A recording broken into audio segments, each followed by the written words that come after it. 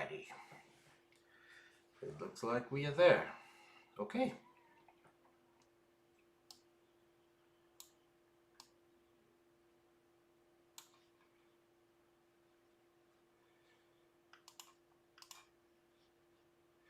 Let's begin our session. We're going to finish up today with the education of Pharaoh.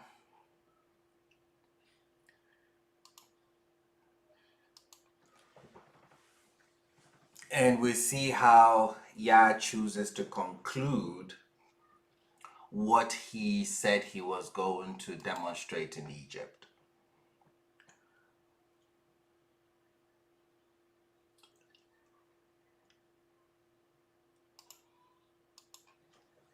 When based on our studies, the Exodus was intended as a kind of revelation of Yah as the creator. Egypt did not believe in a creator. They believed in many deities, many gods. Each god controlled their own particular domain. But Torah taught a different truth. There was one deity or one God in charge of it all. The Torah taught that there was one force that controlled the Nile and could turn it into blood. One force that controlled the amphibian world and could bring frogs on Egypt. One force that controlled insects and could bring lice. One force that controlled precipitation and could bring hail. One force that controlled human life and could bring death to the firstborn. Over and over, Pharaoh resisted that message until finally the ultimate act, which was what? Let me ask the question again. Over and over, Pharaoh resisted this message until Yah's final act, his ultimate act. Who knows what that was? Drowning at the Red Sea. Drowning at the Red Sea. What does the drowning at the Red Sea demonstrate? You are correct. What does it tell us? What do we see from that activity? What did Yah demonstrate at the Red Sea? That is what the class is about.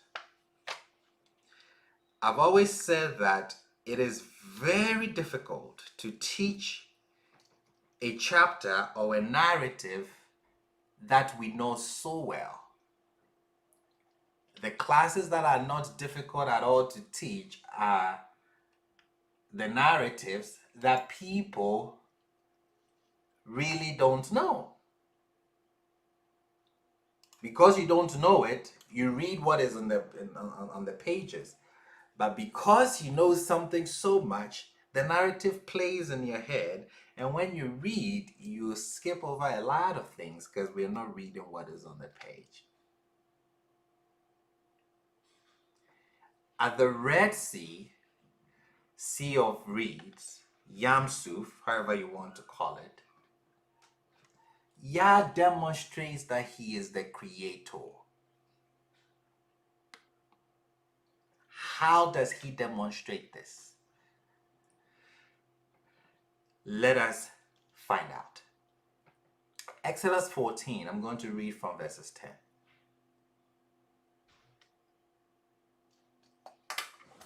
Wait a second. I'm not recording my audio here. Oh boy. There we go. I'm recording now. You guys would have killed me.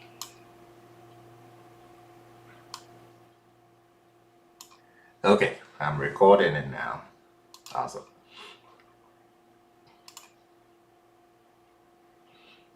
So I'm going to read from Exodus 14, verses 10.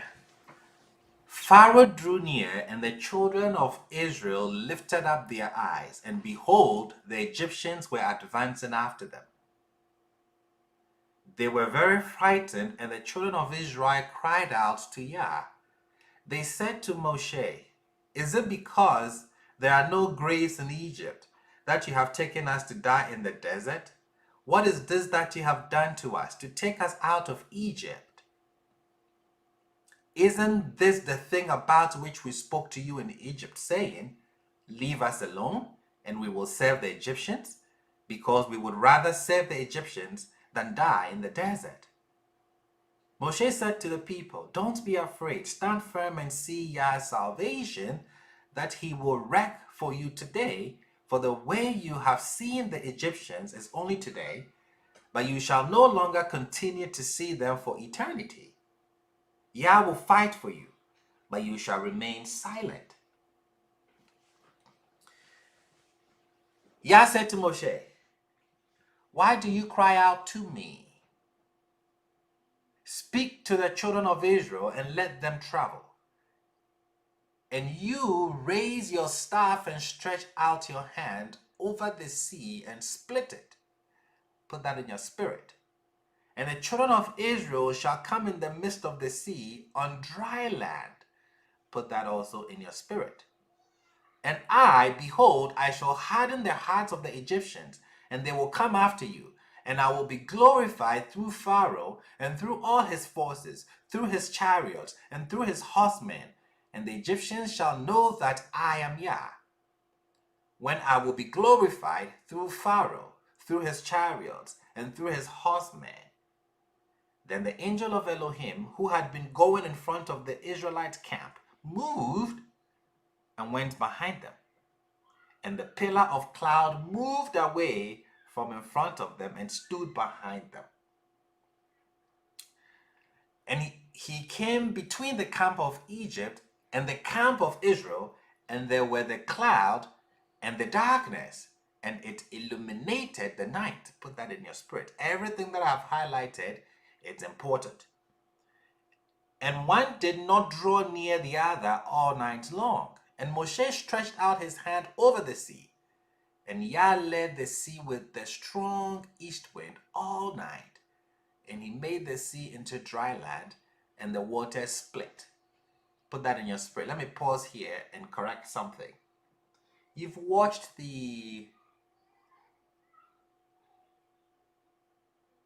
Moses movies, and the picture that is painted is that Moshe comes to the sea, he stretches his hands over it with his staff, and immediately the sea splits. That is not what happened.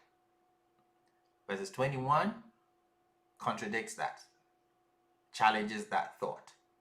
"And Moshe stretched out his hand over the sea, and Yah led the sea with the strong east wind all night."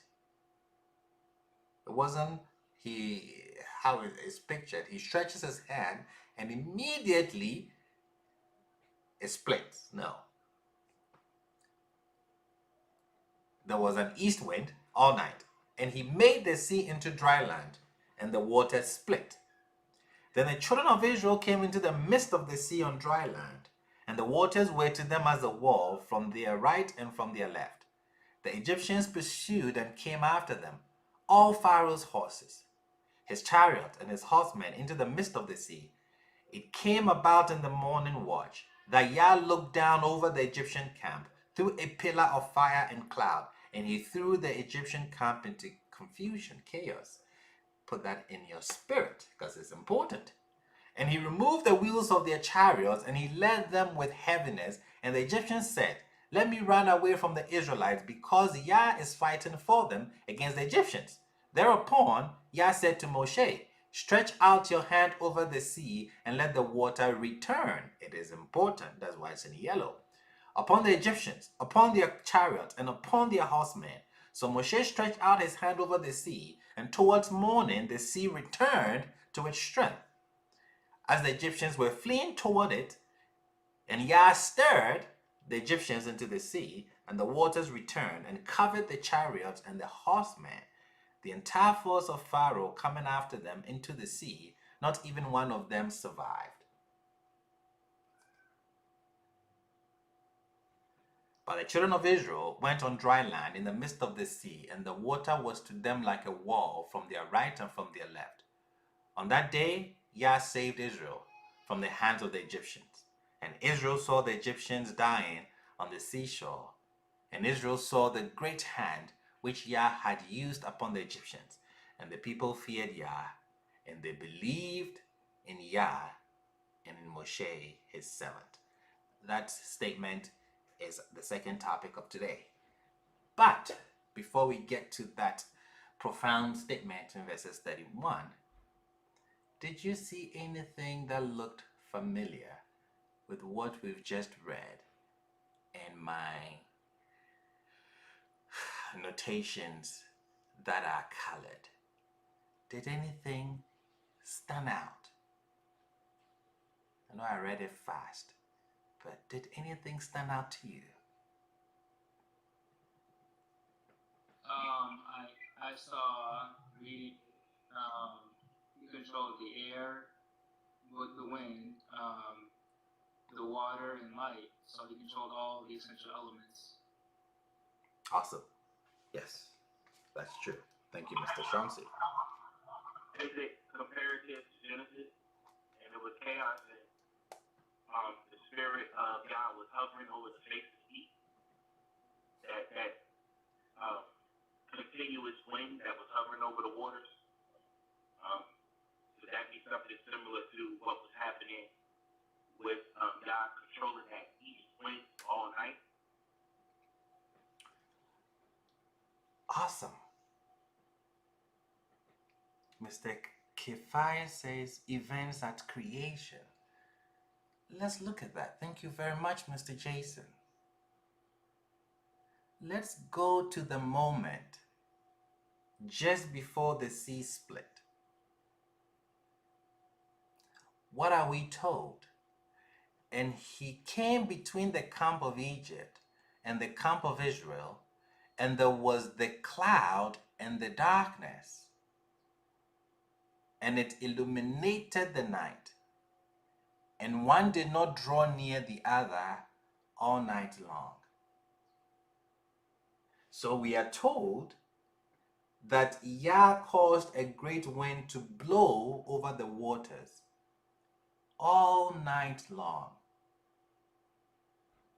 When else was it dark, and there was nothing but water, and there was a wind of Elohim blowing over the waters?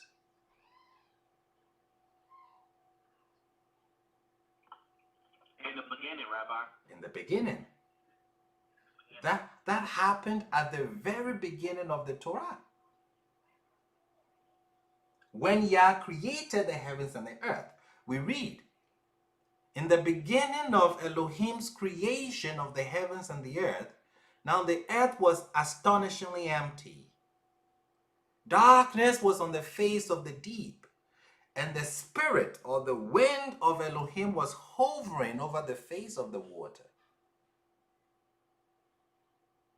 The only thing that was really there was water. There was water everywhere, and it was dark. And we have the same thing here. We have the water. We have the darkness.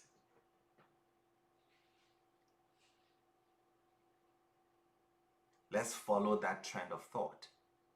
You will see something amazing happening at the Red Sea. So there's water everywhere, and it was dark. And now, just before the sea split, it is the same setup. what happens next in the creation narrative?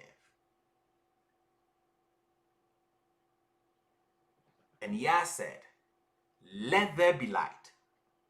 And there was light. And Elohim saw the light that it was good. And Elohim separated between the light and between the darkness. So Yah makes light, and then he separates between the darkness and the light. Does anything like that happen at the Red Sea? Yes, Rabbi. He put darkness in the eyes of Pharaoh, put the cloud of light in the eyes of Israel. Then the angel of Elohim, who had been going in front of the Israelite camp, moved and went behind them. Thank you very much, Mr. Jason. And the pillar of cloud moved away from in front of them and stood behind them. And he came between the camp of Egypt and the camp of Israel. And there were the cloud and the darkness, and it illuminated the night. We see the separation happening there. There is this pillar of cloud by which Yah leads the people of Israel, and the pillar of cloud moved itself from the front of the people to the back of the people.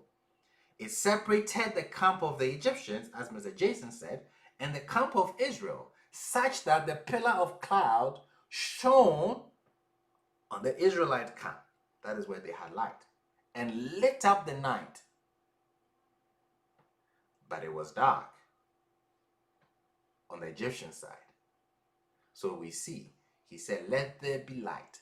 Darkness did not leave the stage. And we see that he separated between the two. And we see a separation between light and darkness.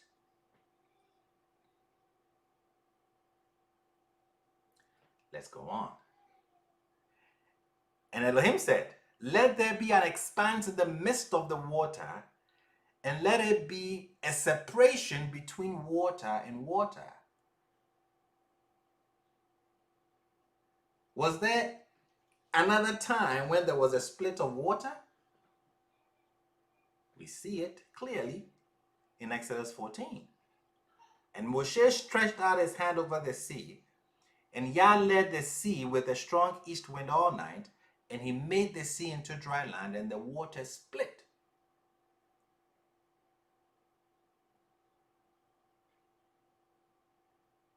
Genesis 1. And Yah said, or Elohim said, let the waters that is beneath the heavens gather into one place, and let the dry land appear.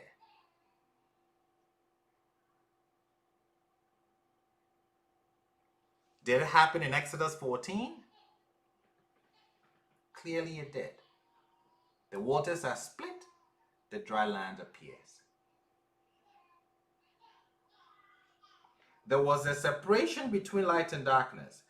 There was separation between the waters. And then there was one more great separation between waters and dry land. At the sea, it happens again. The sea splits, and the waters gather themselves, allowing the dry land to appear. What we are seeing here at the sea is a demonstration of the custodian of creation. This is creation happening one more time in front of their eyes. Did they see it?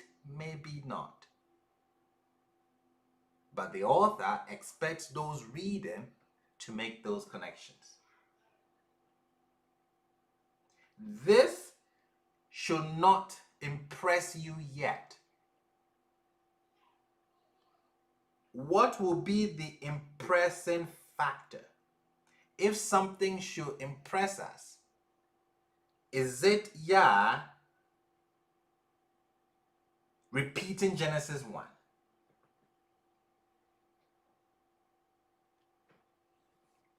If he's trying to impress us, if it's trying to demonstrate his credentials, is the repetition of Genesis 1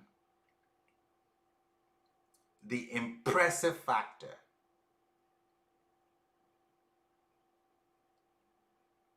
Some are saying yes. I would say no. You would say no? Okay. Why would you say no, Mr. Chauncey? I agree with you. Yah's intention was to be glorified through Pharaoh and the Egyptians. So that didn't seem like it happened when the chariots and the horsemen were pretty much swallowed by the sea, and the Egyptians were dying. I guess whoever survived on the seashore. So, I mean, that kind of counteracts with what he wanted from what I'm reading right now. So that's why I'm saying no. Oh, okay.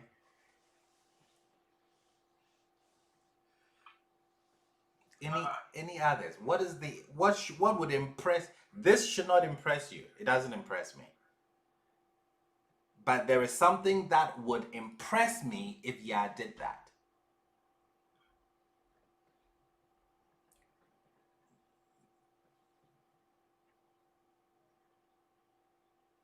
What would that be? What would be the impressive fact?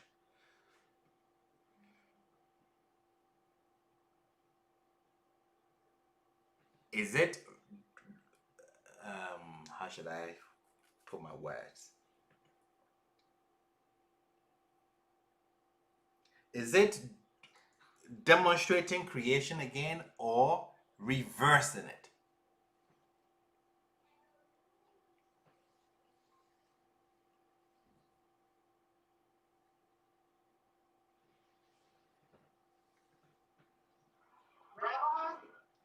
Madam Jew. Maybe it would be the reverse, because in the initial Genesis 1, he created light, and at this time in Exodus, he took light. Correct. Our book already begins telling us that he did it. Okay, fine. He's demonstrated it here. He did it. Well, maybe just as the Egyptian wizards were able to turn a staff into a snake, yeah, maybe sleight of hands. But can you undo it? Can you reverse it back to when there's chaos? I think that is what would demonstrate that he's the custodian of creation. He's able to make it and he's able to revert it.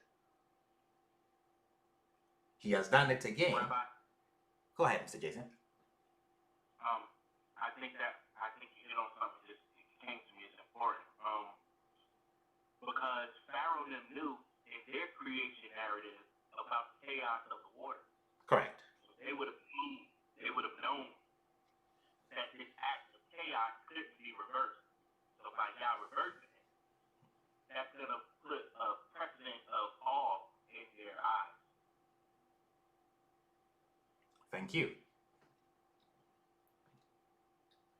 So he brought order, but the test that we have for him is, can he reverse it?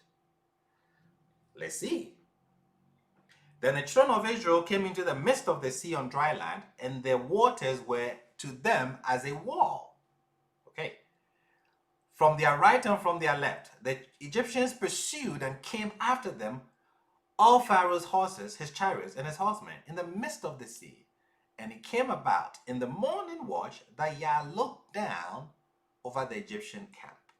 So he looks down and he starts rearranging things in Genesis. He's going to look down. Is he going to reverse it?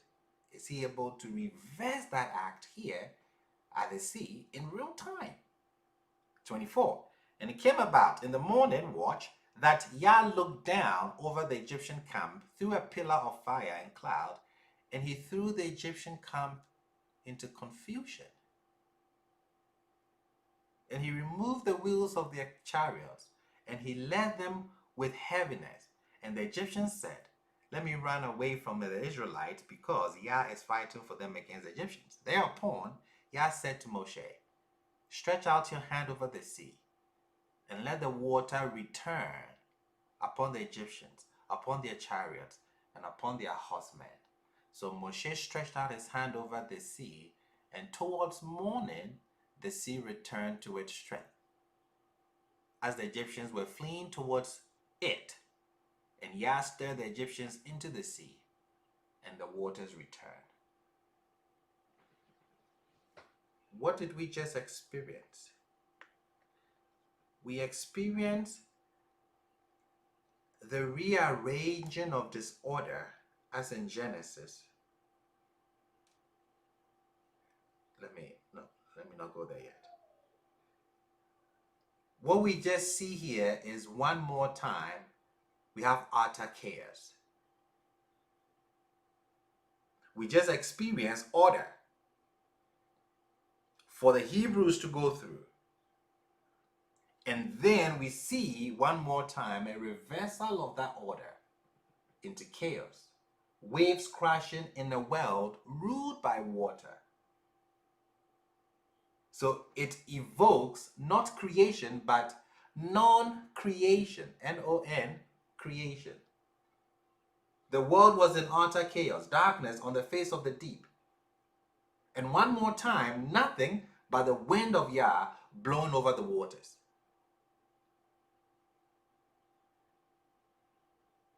So we see a distinction between him, not just as a powerful force, but as the creator himself.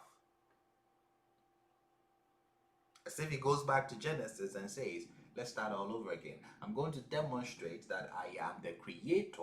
I was the one who did everything in Genesis 1. I'm going to repeat it and I'm going to reverse it. And those who acknowledge the existence of the creator would have the benefits of creation. And those who deny the creator would live in an uncreated world. I repeat that. Those who acknowledge the existence of the creator would have the benefits of creation when things were made in order for human life. And those who deny the creator would live in an uncreated world before let there be light, where chaos was all over the place, where the waters dominated. And this is the situation of the Egyptians as we see here. So if you deny the force that creates all this order in the world, then live in the world of disorder and see what you can make of that. So at the last lesson, the text is not speaking to the Egyptians. They will not see this. The text is not speaking to those standing there at that moment. They will not make this connection. The text is reaching out and speaking to the readers and saying, I have educated them in Egypt. I've educated the Hebrews who were there. Now I'm educating you who is sitting reading the text because you've read Genesis 1. And what I've demonstrated is that I created everything. I was able to repeat the creation at the sea, and I've been able to reverse that act. So either you live in the world of chaos, or you live in the world of creation. And that would happen to be the new beginning for the Hebrews as a nation. It's as if Yah brought them back to Genesis to start all over again, because this is the genesis of the nation of Israel. But there is something missing. Where are the fruit trees?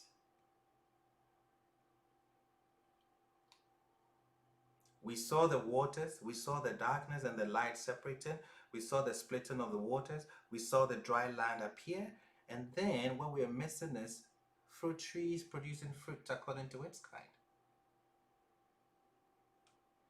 the earth giving forth fruits after its kind.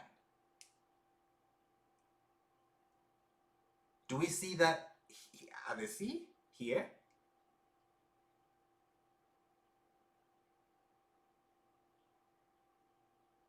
It's there.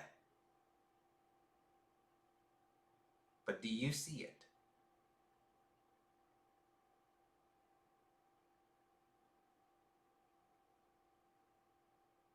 Can anyone just guess? I would say the trees are the children of Israel, and in terms of producing fruit, that'll be the next generation that'll go into and stay in the land that they were to inherit. Okay, that's not bad. That's not bad. Anyone else? The fruit trees are there. They're bearing fruits according to its kind.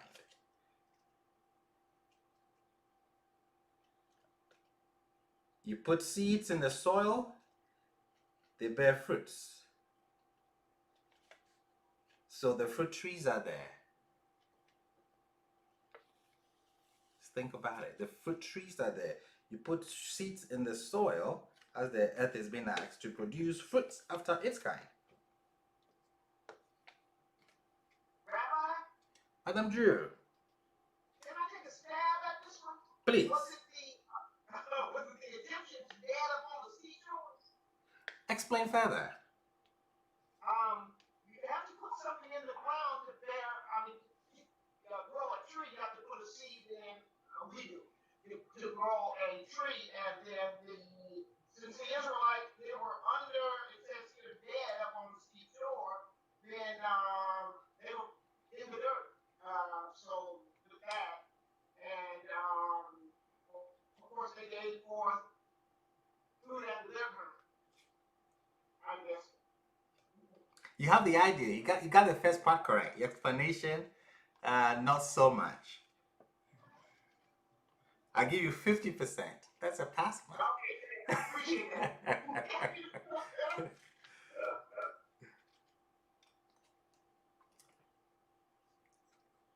Fruit trees according to their kind.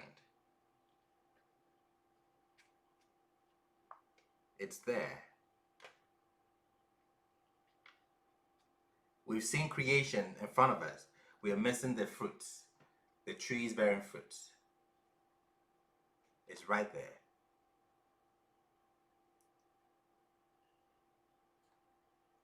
If I say it, you get it, but I don't want to say it yet.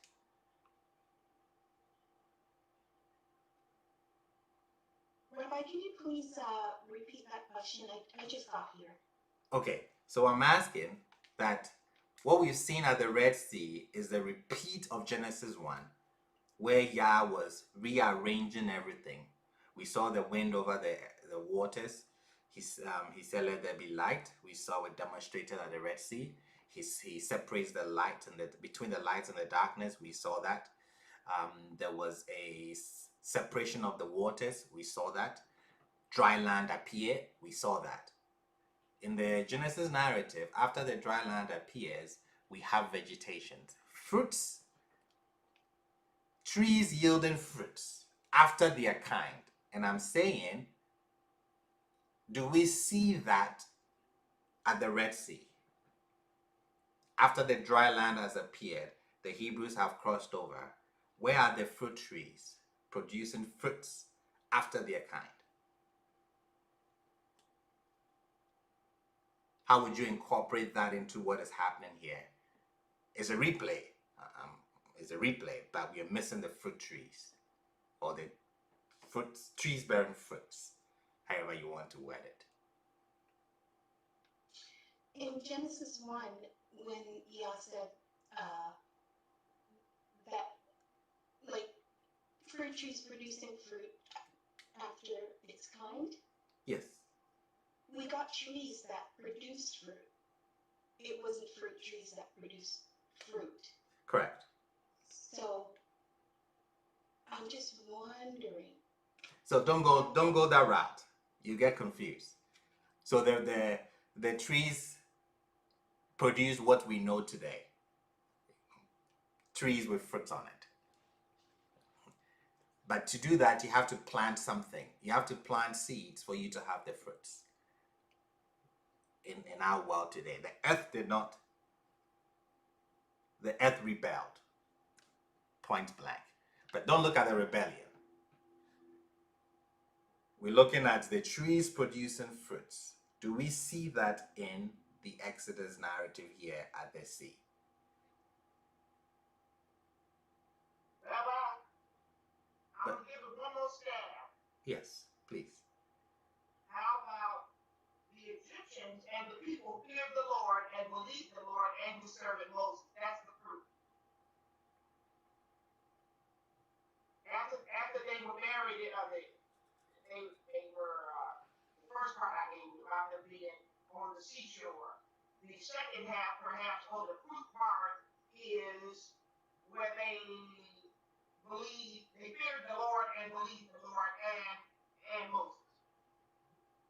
Okay, let's focus on the Egyptians. Did the Egyptians, this principle of trees producing fruits after its kind, can we apply to the Egyptians here at the Red Sea? They planted something that they're reaping. That is what it's saying. You put something in the ground, you put orange seeds in the ground, you get oranges, correct? Those are the trees. Those are the seeds. Those are the fruits. Do you see it demonstrated here at the sea?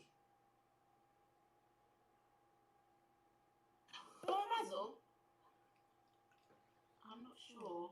Yes. I'm thinking, sorry, I was trying to remember your name. Forgive me, Madam Sin. Yeah.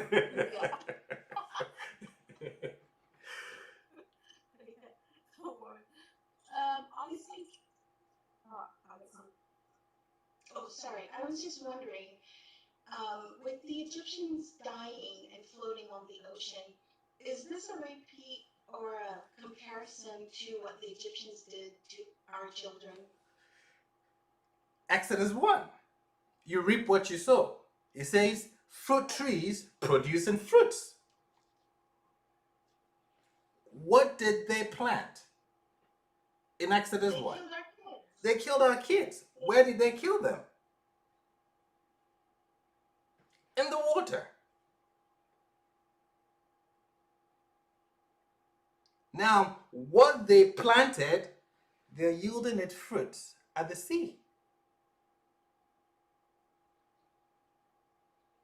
Now we have the fruit trees producing fruits after its kind. You drown Hebrew babies, the tree will produce fruits. Brother Basil, in the words of you reap what you sow. Yes. So we are told at the sea, the entire force of Pharaoh coming after them into the sea. Not even one of them survived.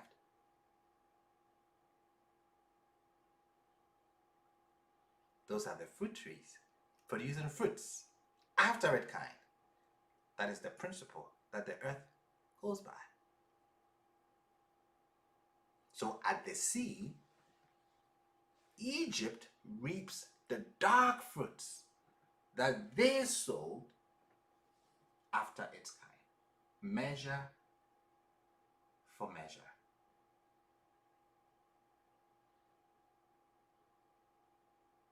So when we look carefully and we pay our time, we take our time and we pay attention, we will see that from the creation narrative to where the plants come in, we see that it's been repeated here at the sea. And what is Yah demonstrated? I am the creator. I kill, I give life. I do all these things. No one does them outside of me.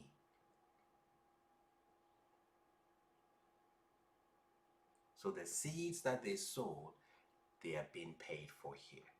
And Yah uses the narrative echo in Genesis 1, as Mr. Jason pointed out, to demonstrate this at the sea. Because what are we doing? It's a new Genesis. Now the narrative is going to shift away from Egypt. The lessons are done. Now it's going to focus on the Israelites, on their journey to what was promised them.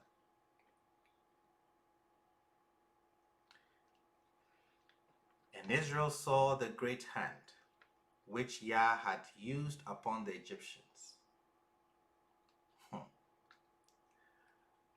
And the people feared Yah, and they believed in Yah and Moses his servant.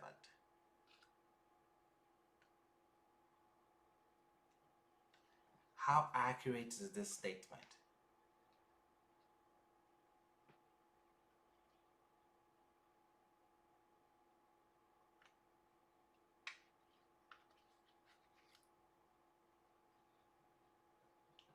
I think it's accurate in the moment. In the moment. Very good answer. In the moment, it is 100% accurate. Remember, don't forget where we're going. Don't forget. We just built the foundation. I titled the next part of the class, Ungrateful Hebrews. Don't forget our experience from the first 14 chapters. Yah has demonstrated his might, his power. I mean, he's left nothing on the table. And after he's done, what we are told is that the Hebrew people, Israel, they saw the great hand of Yah. They feared Yah. They were in awe of him. And then they believed Yah and Moshe, his servant. In the moment, this is 100% accurate. But then what happens? We come to Exodus 15. Yah has demonstrated, recreated creation, however I want to look at it. Now there's a new creation. There's a new beginning. We can call it our Shabbat. We are in the Shabbat phase. What do they do after they've believed Yah and Moshe his servant? They start to worship. They start to sing. As I read, pay close attention to their perspective of Yah. It's important where we are going. Then Moshe and the children of Israel sang this song to Yah, and they spoke, saying, I will sing to Yah, for very exalted is he. A horse and its rider he cast into the sea. The eternal strength and his vengeance were my salvation. This is my Elohim, and I will make him a habitation, the Elohim of my father, and I will ascribe to him exaltation. Powerful. Yah is a master of war. Yah is his name.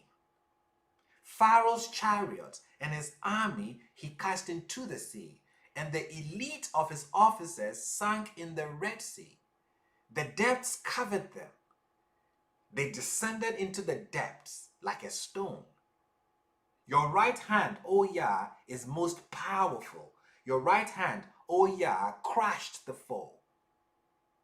And with your great pride, you tear down those who rise up against you.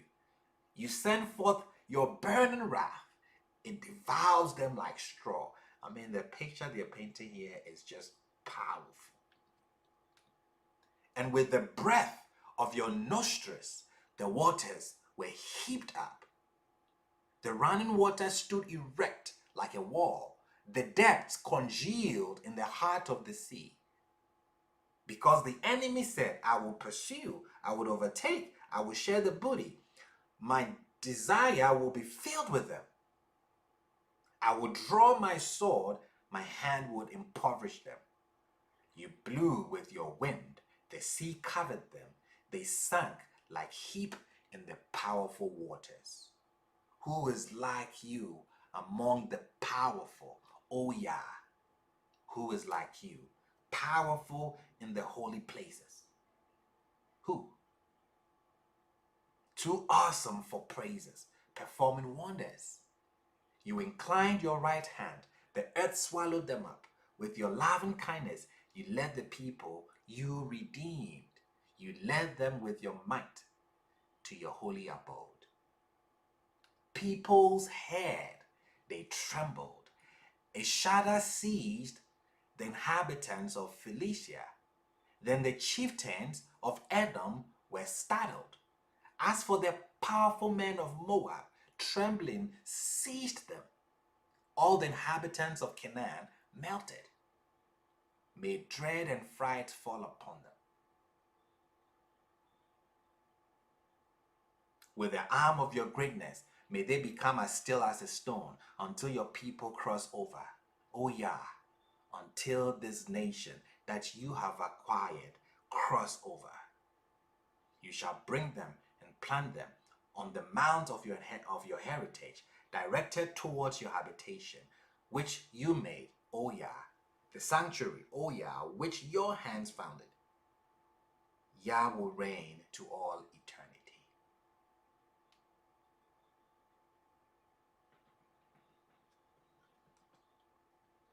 Can you argue that this song, this worship, is not powerful?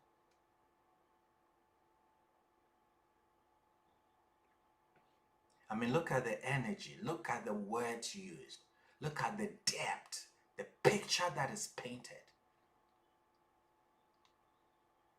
So powerful.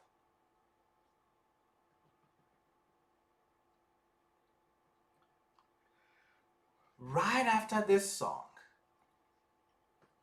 right after they've believed in Yah and Moshe, right after they've stood in awe of him, right after this powerful song of praise and worship, if that's how you want to see it, we are told Moses led Israel away from the Red Sea, and they went out into the desert of Shur. They walked for 3 days in the desert, but did not find water. They came to Marah, but they could not drink water from Marah because it was bitter. Therefore, it was named Marah. The people complained against Moses, saying, "What shall we drink?"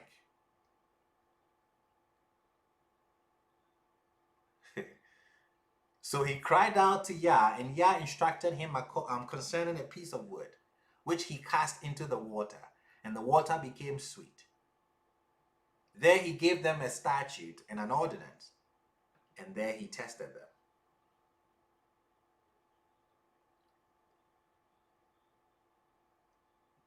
They are already complaining?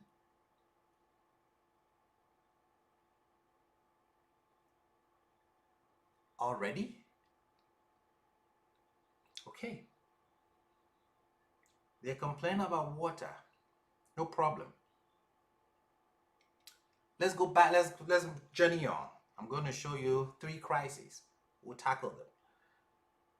They journeyed from Elim, and the entire community of the children of Israel came to the desert of Sin, which is between Elim and Sinai, on the 15th day of the 2nd month, after their departure from the land of Egypt. The entire community of the children of Israel complained against Moses and against Aaron in the desert. The children of Israel said to them, "If only we had died by the hand of Yah in the land of Egypt, when we sat by pots of meat, when we ate bread to our fill.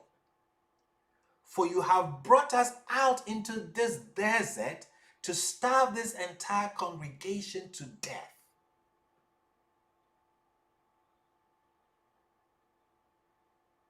Are these the same people who sang that song? Are these the same people who saw the miracles in Egypt? Were these the same people standing at the Red Sea? or these are different human beings. Madam Cynthia, please go ahead. But Amazu, is that even true what they're saying? Where they're really sitting at pots of meat and bread they feel as slaves? Just saying. Well, compared to having nothing right now, anything they had in Egypt was better. I'm gonna help you. Yeah, like, is that really true though? Like, is that like, no, it's not. Let's not play games here, people. It's troubling, it's heartbreaking. This is insanity. If only we had died by the hand of Yah in Egypt, when we sat by pots of meat, when we ate bread to our fill. Yeah, we were slaves, we were suffering, but at least there was food. For you have brought us out into this desert to starve this entire congregation to death. Wow. Okay. We move on, and they are hit with another crisis. Exodus 17. The entire community of the children of Israel journeyed from the desert of Sin to their travels by the mandate of Yah. They encamped in Rephidim, and there was no water for the people to drink. So the people quarreled with Moshe, and they said, "Give us water that we may drink." Moshe said to them, "Why do you quarrel with me?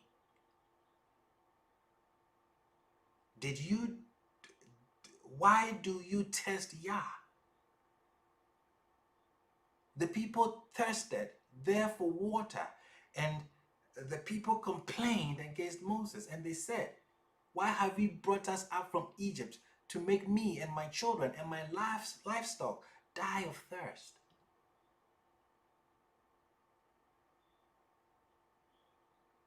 Are these the same people that we just saw in Exodus 15?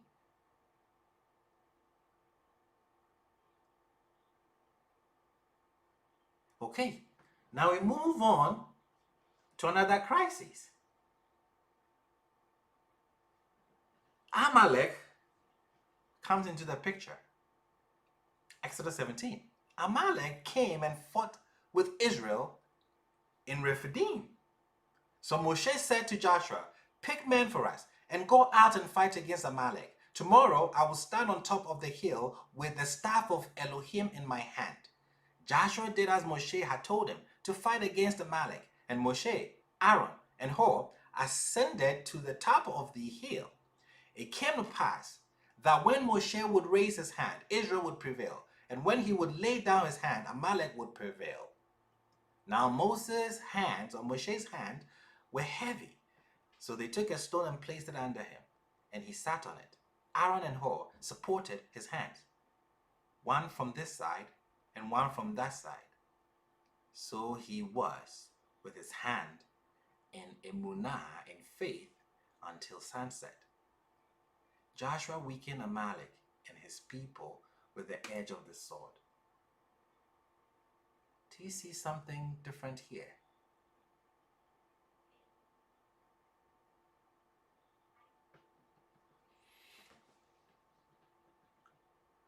Just 3 days, let me paint a picture so you see what is happening. Just 3 days after the miracle at the sea, the people became thirsty. They arrived at an oasis of water, but the waters were bitter.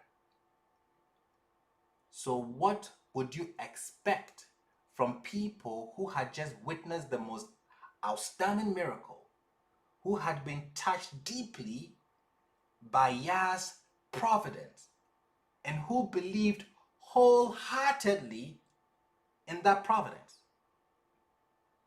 You would expect, let me choose my words carefully, you would probably expect them to turn to Yah, but they panic. Put that in your spirit. The panic escalates even more in the third incident. Again, they were thirsty. And again, they seem to forget Yah's incredible salvation at the sea and their incredible faith in response. They panic, again, screaming for water. And this time, look how bad it is. Moshe, the leader, who took them through the split sea, he actually fears for his life because they're going to stone him. Look at what he says. Moshe cried out to Yah, saying, "What shall I do for this people? Just a little longer and they will stone me."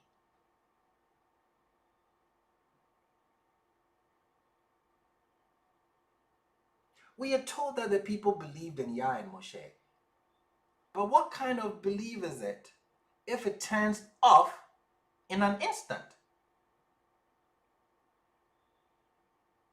So, immediately after the people complained about the lack of water and the lack of food, and again about the lack of water, a nation known as Amalek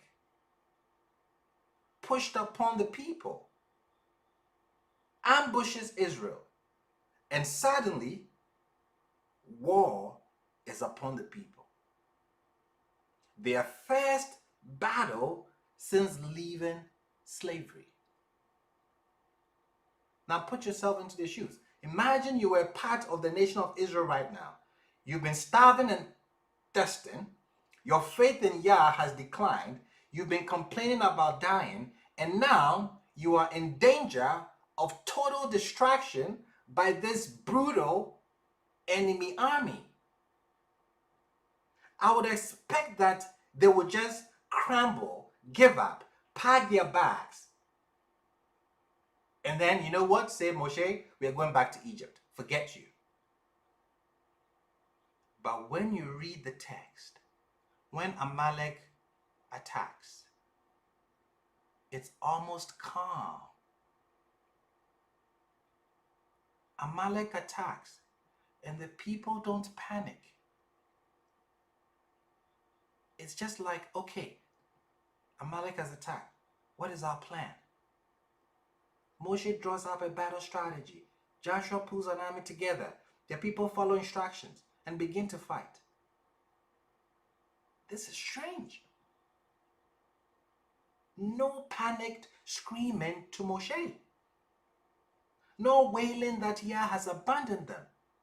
And no threats to go back to Egypt. But every time up until now, hunger and thirst caused their trust in Yah to evaporate. Wouldn't we expect that being attacked by this fearsome army will do the same? But that is not what happens. The people trust that they will be safe, that Yah will protect them. It seems like the people have discovered their faith again. The question is why? What happened to bring it back? What is it about this attack by Amalek? What makes this event so different than everything that led up to it? Why did the pattern of escalating panic suddenly just stop? Does anyone have a good answer for us? Because this makes no sense.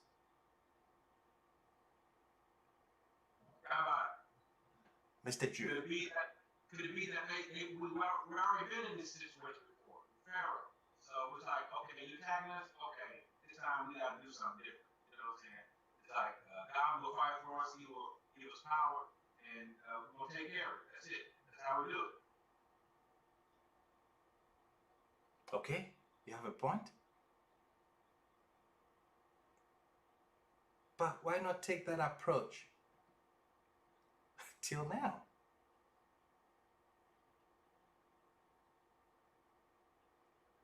This is the same generation.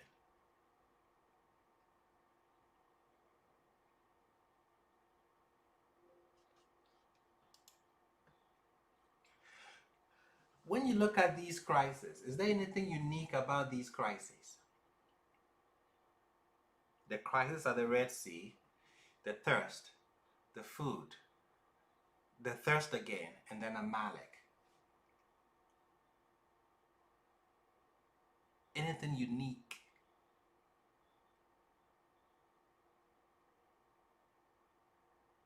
Let me change it. Maybe this would help.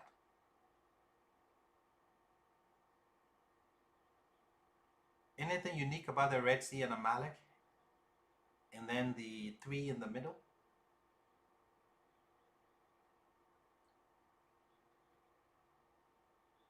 Is it that they've never? Is it that they've never been through the Red Sea and Amalek? It's something they've never done before or gone through before. I'm sure they've gone through thirst and not having enough food and water. I don't know. That's not what I was thinking. They've gone through that number 2, 3, and 4 before, but the Red Sea and Amalek would be different. Something new. Okay, you have it, but you've turned it the other way around. You've turned it inside out. Oh, really? That the thirst and the food has to deal with something internal or personal. You know what I'm saying? It's inside their body or inside their mind. You know when you're like when you post a fast and pray, you deny your body certain things and you depend on the Lord in fasting and prayer. But when it deals with something that's like that causes you uneasiness, like thirst and food, it has a pain associated with it. You know what I'm saying? It has a sacrifice to deal with it. But the Red Sea and Amalek, those are outside of your so-called safety zone or your comfort zone of your own flesh. Okay. Yes, Yahoo says something very profound. He says they never called to Yahweh for number 2, 3, and 4. Let me put some meat on what he is saying. There are two fundamentally different kinds of crises here.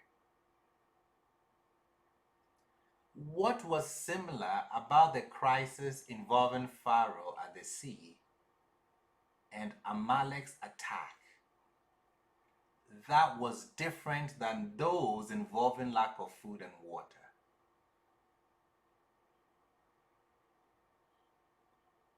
What is similar? What is the commonality between the crisis at the sea and Amalek?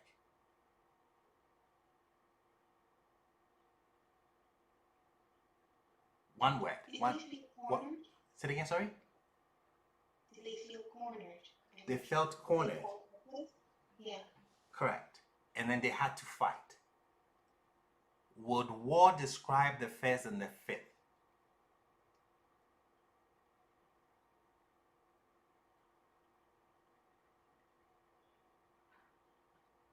Would war describe first, number 1, and number 5? Yes, I agree. It would. Okay. So in the splitting of the sea, the people of Israel expected to be destroyed by an enemy, by Pharaoh's chariots and archers. But Yah saved them. Through Yah's miraculous military machinations, the people of Israel survived and their enemies lost. So when it comes to faith in Yah, they had faith in Yah as what?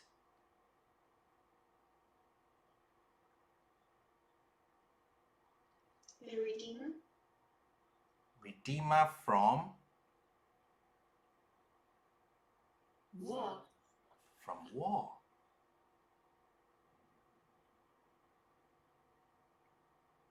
That they have no problem with. That's fundamental. So they don't panic when Amalek comes. Why? They were ready to fight. Why? They've seen Yah doing it before. They've seen him do it before. He's got that.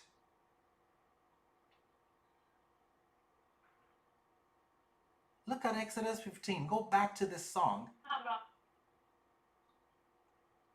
and look at the words they used to describe him.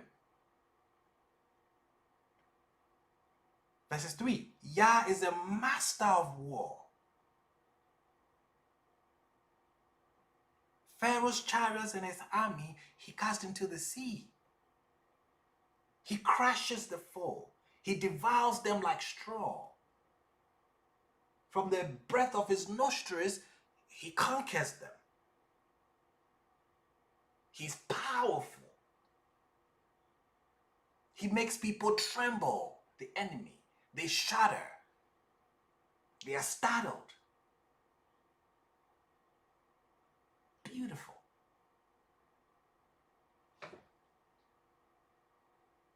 What about number 2, 3, 4?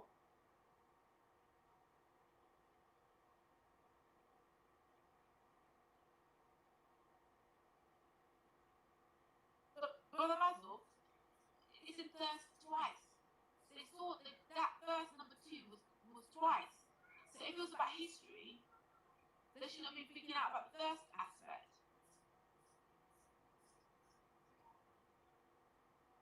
Correct? Yes, would explain that. Yes, you have a point there. But why did they lose faith with 2, 3, 4?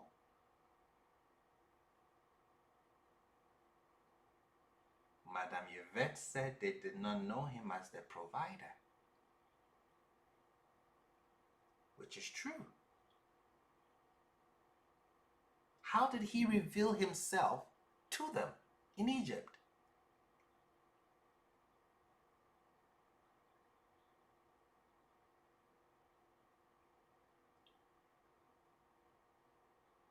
He's a warrior. He's powerful. He can subdue the enemy. When it comes that they believe, he will deliver them. He did it at the Red Sea. He will do it with Amalek. So the people who were panicking and complaining about food and water, don't complain when Amalek shows up. Because they know their God as a man of war.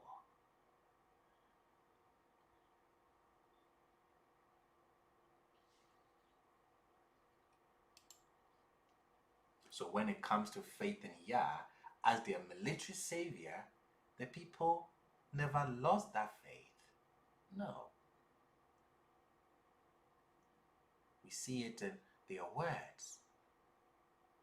But here's the thing. Faith comes in more than one flavor. Just because you trust Yah as your military savior doesn't necessarily mean you trust Yah in an entirely different arena. Because when the people lacked for food and water, it's almost like they thought, sure, Yah is a great military leader, but will Yah feed us? Will Yah give us water? Will Yah care for us in these ways? So in their complaints, they complain not to Yah, but to Moshe. Exodus 15:24. The people complained against Moshe. It wasn't Yah. Because Yah is the one who wars.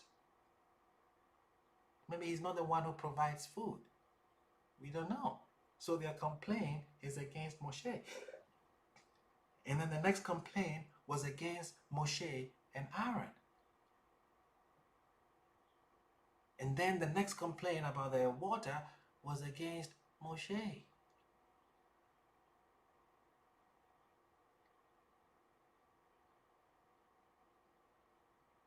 So the people quarreled with Moshe. Look at what Moshe tells them. Why do you quarrel with me? Why do you test Yah? Why are they testing Yah? Would he provide water? Would he provide food?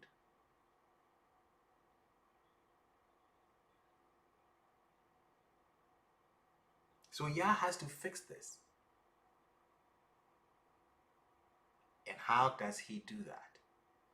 Verses 4. Moshe cried out to Yah, saying, what shall I do for this people?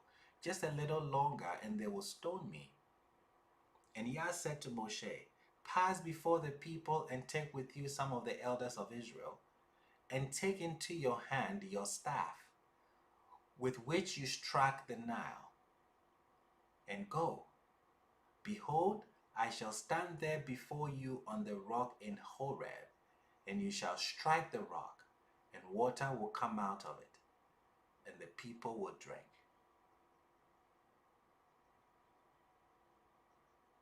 If you look at verses 5, the highlighted, take into your hand your staff with which you struck the Nile.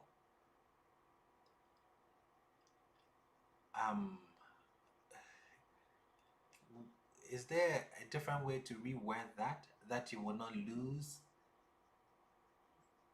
the communication? What is extra there?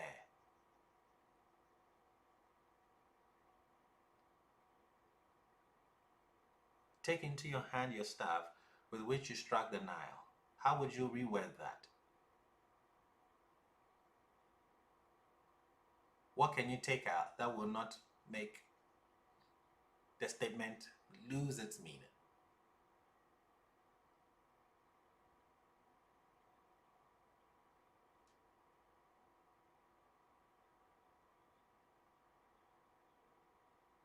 Madame Toy says you can remove with which you struck the Nile. Why tell us that?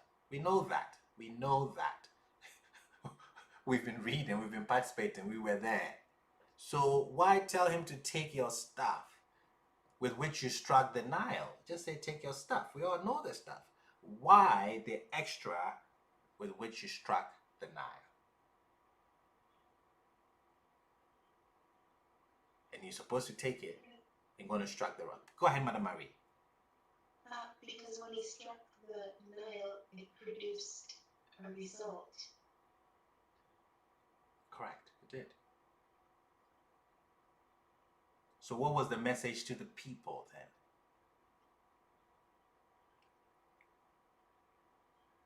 That the staff will produce the result that they want.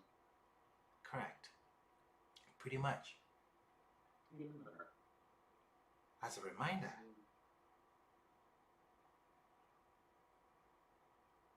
What is the message? Why does Yah bring us all the way before the plagues begin in Exodus 7 when he tells him, with this you will know that I am Yah. I will smite with the staff that is in my hand upon the water that is in the Nile, and it will turn to blood. Why bring us all the way to Exodus 7 in teaching a lesson to these people who don't have faith?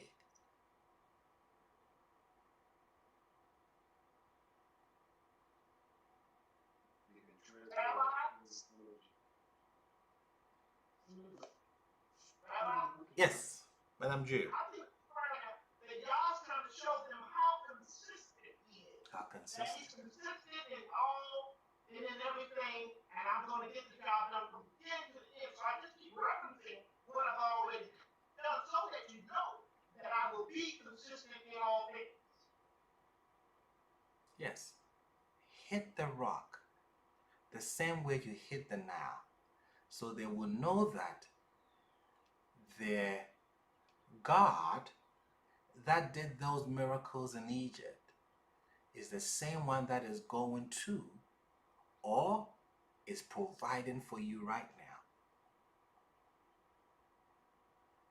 You have created in your mind a picture that I did not paint. You have limited me to a God of war.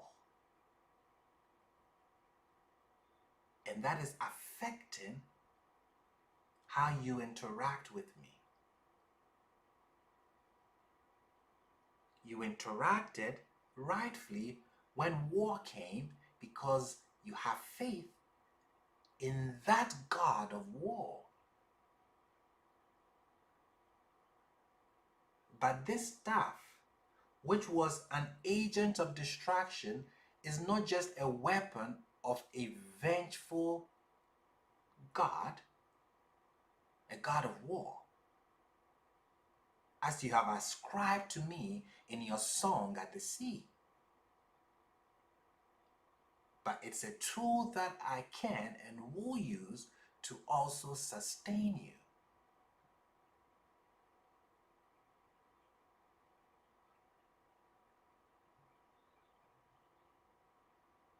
Because in Egypt, you had a God of war.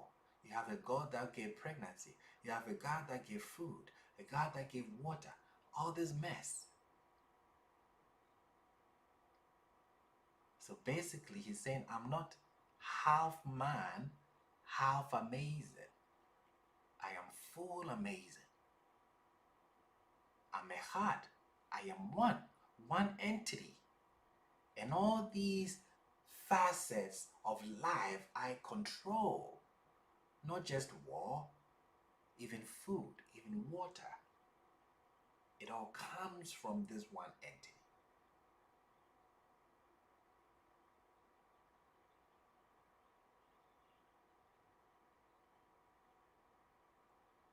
And we see their argument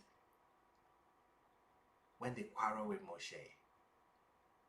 He named the place Massah, testing, and Meribah, quarreling, because of the quarrel of the children of Israel, and because of their testing, they are testing Yah, saying, is Yah in our midst or not? Is he close to us or not? To give us water, to give us food.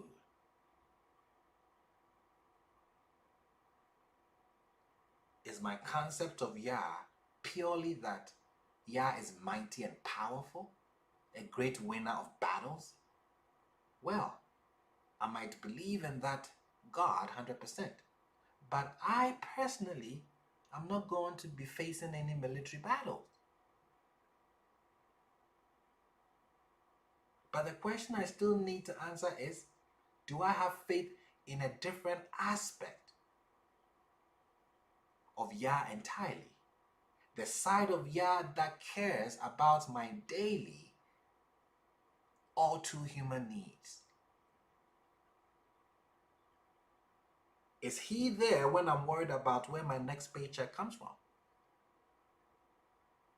Does he understand the sorrow and fear that I struggle with every day? Is he here? Is he right here in my life? These are the questions that they are asking. So it wasn't that they were ungrateful. Their concept of Yah was not accurate.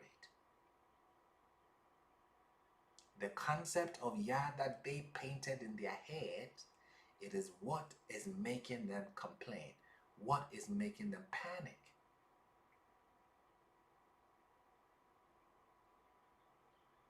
That is why it was so critical to tell them this at the beginning. I appeared to Abraham, to Isaac, and to Jacob with the name El Shaddai, but by my name Yah, I did not become known to them.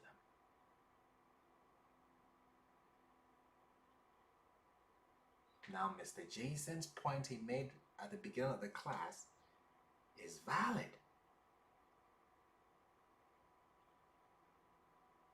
You came up with the interaction you had with him. He did not say,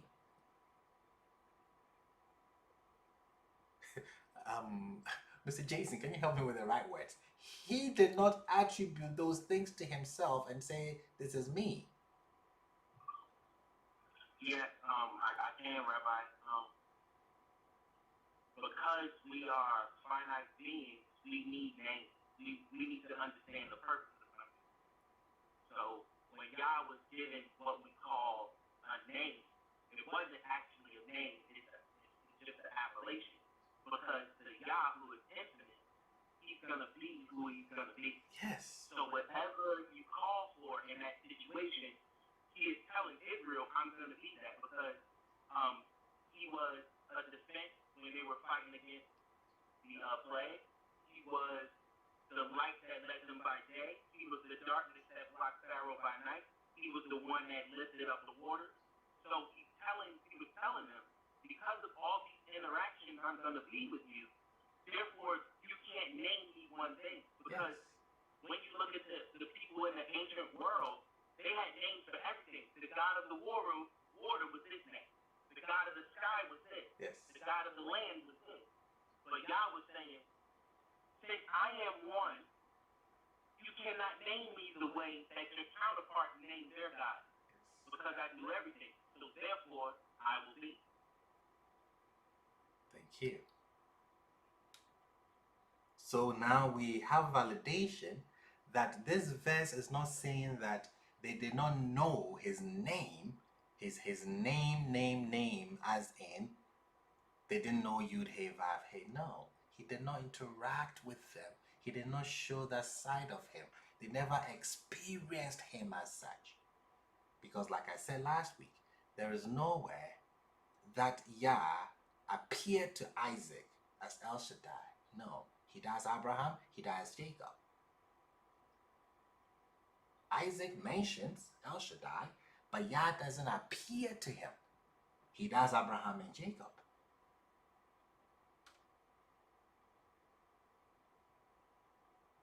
So the issue is not knowledge of the name per se, but how Yah most fully makes himself known. And when you create pictures in your head that he did not put there, but you trying to make sense out of something, now you limit him to certain aspects, and then you will lose faith in certain aspects. So we have a nation who, when it comes to war, no panic, they are ready to go. But the basic things of life, they worry, they complain, and they want to go back to slavery, because having one loaf of bread is better than having none. So slavery became attractive. So he fed them, he gave them water, and then he reminds them, hey, the same rod that I used to bring destruction in Egypt is the same rod that is going to feed you. Not half man, half amazing. That is the idea back in the polytheistic world. No, I'm Echad. I am full amazing. I will be. I am not. I will be what I should be. So when it comes to faith, it's not having more faith. No, it's not having more faith. No. It is having that relationship, understanding that that deity, that power that came to your aid in times of war is the same power who is able to come to your aid when it comes to food, shelter, clothes, water. And this is the lesson that the Israelites had to learn in the wilderness. Were they ungrateful? It looks like that on the surface. Till you go in and you understand that, no, they were not necessarily ungrateful. It's just their perception of who this deity that is leading them is.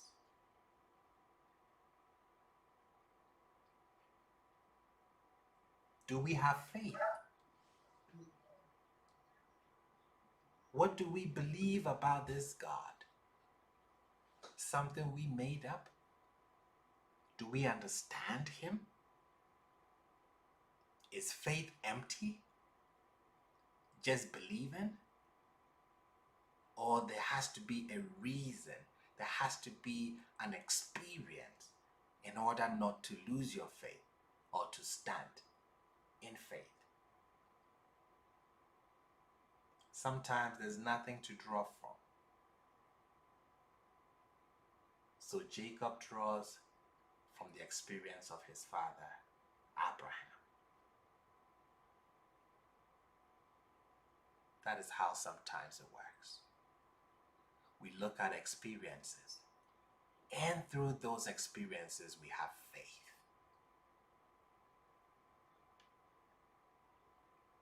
And that is the journey of faith, how it works. I would give you a reference point, and based on that reference point, hang on. The same rod that began the destruction in Egypt is the same rod that is going to put food on your table. I am Echad. I am one. Don't let your experience, the ideologies in Egypt affect you. So he's going to bring them to Sinai. They haven't gotten there yet. And he's going to say, have no other God in my face.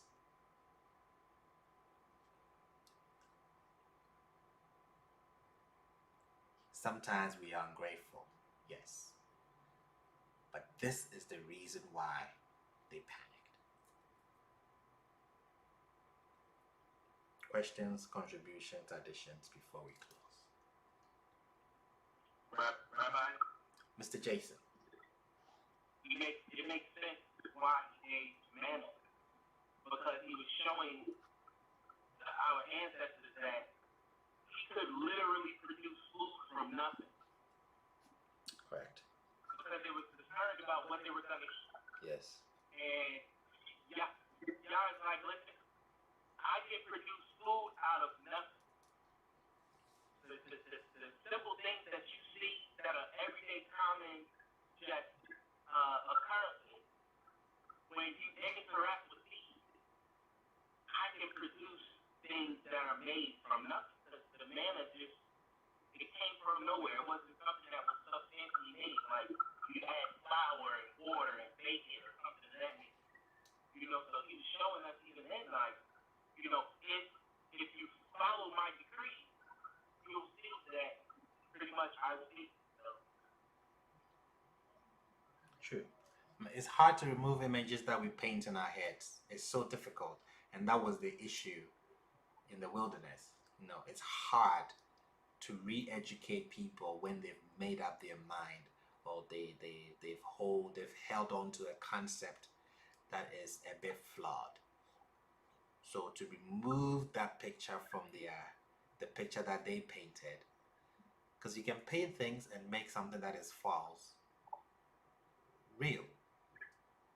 The brain is very powerful. So you can make something that is false, you can make it become very real, very true to you.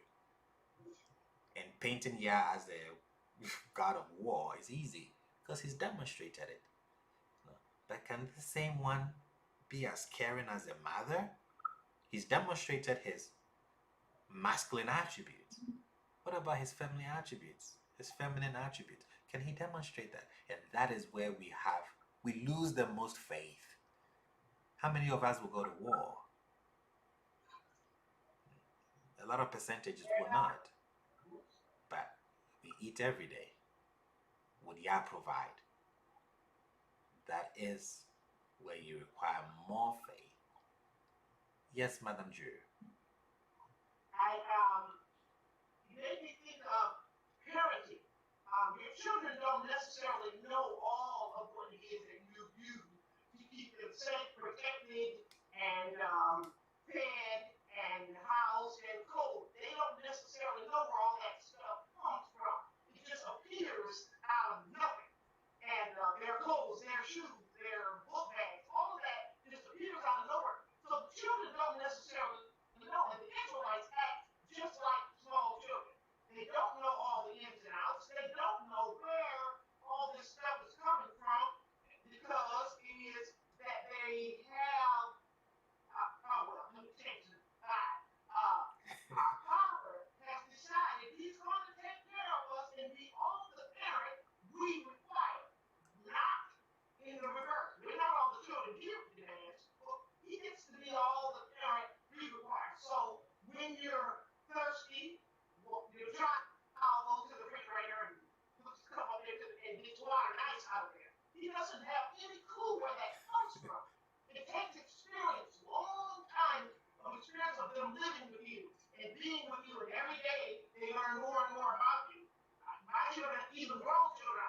still saying, what? You did that? You had no idea. And that's because they don't know you, and we don't know Yah. We only know him by what few things we've seen him do. Yes. We have no idea about his entire resume. And I think that's why we need to read the Torah and the Tanakh. That gives us Yah's full resume of what he does and how he acts and how he reacts in every situation and what all he is to all of us. I think it's imperative that we know this. This was a great lesson on that.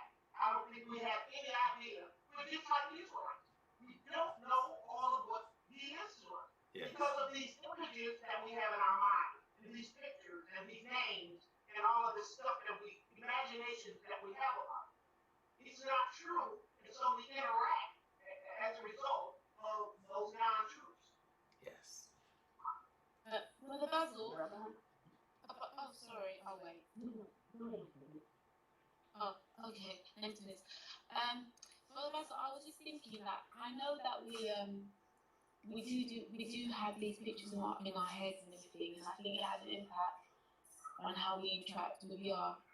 But you know, one of the things that I think we struggle with is the fact that we see him as an all-knowing, all-powerful God. You see, Yes. and I think when we come across these type of challenges, it's kind of mind-boggling to think, well, why are you allowing this to happen? Like, why are you allowing us to get to the point where I'm hungry? I'm needing water. I'm having to call on you to ask you. Surely you know that I need water. Surely you know that I need food. You know? Yes. So there comes, you know, I'm just trying to be honest, as you know, it comes to a point where you're like, well, maybe he's not what I think he is, and you try to almost rationalize or try to work out why we're having to go through what we're going through. Do you know what I'm saying? It's like, why do you allow this to get to that point for us to scream and say, we've got no food?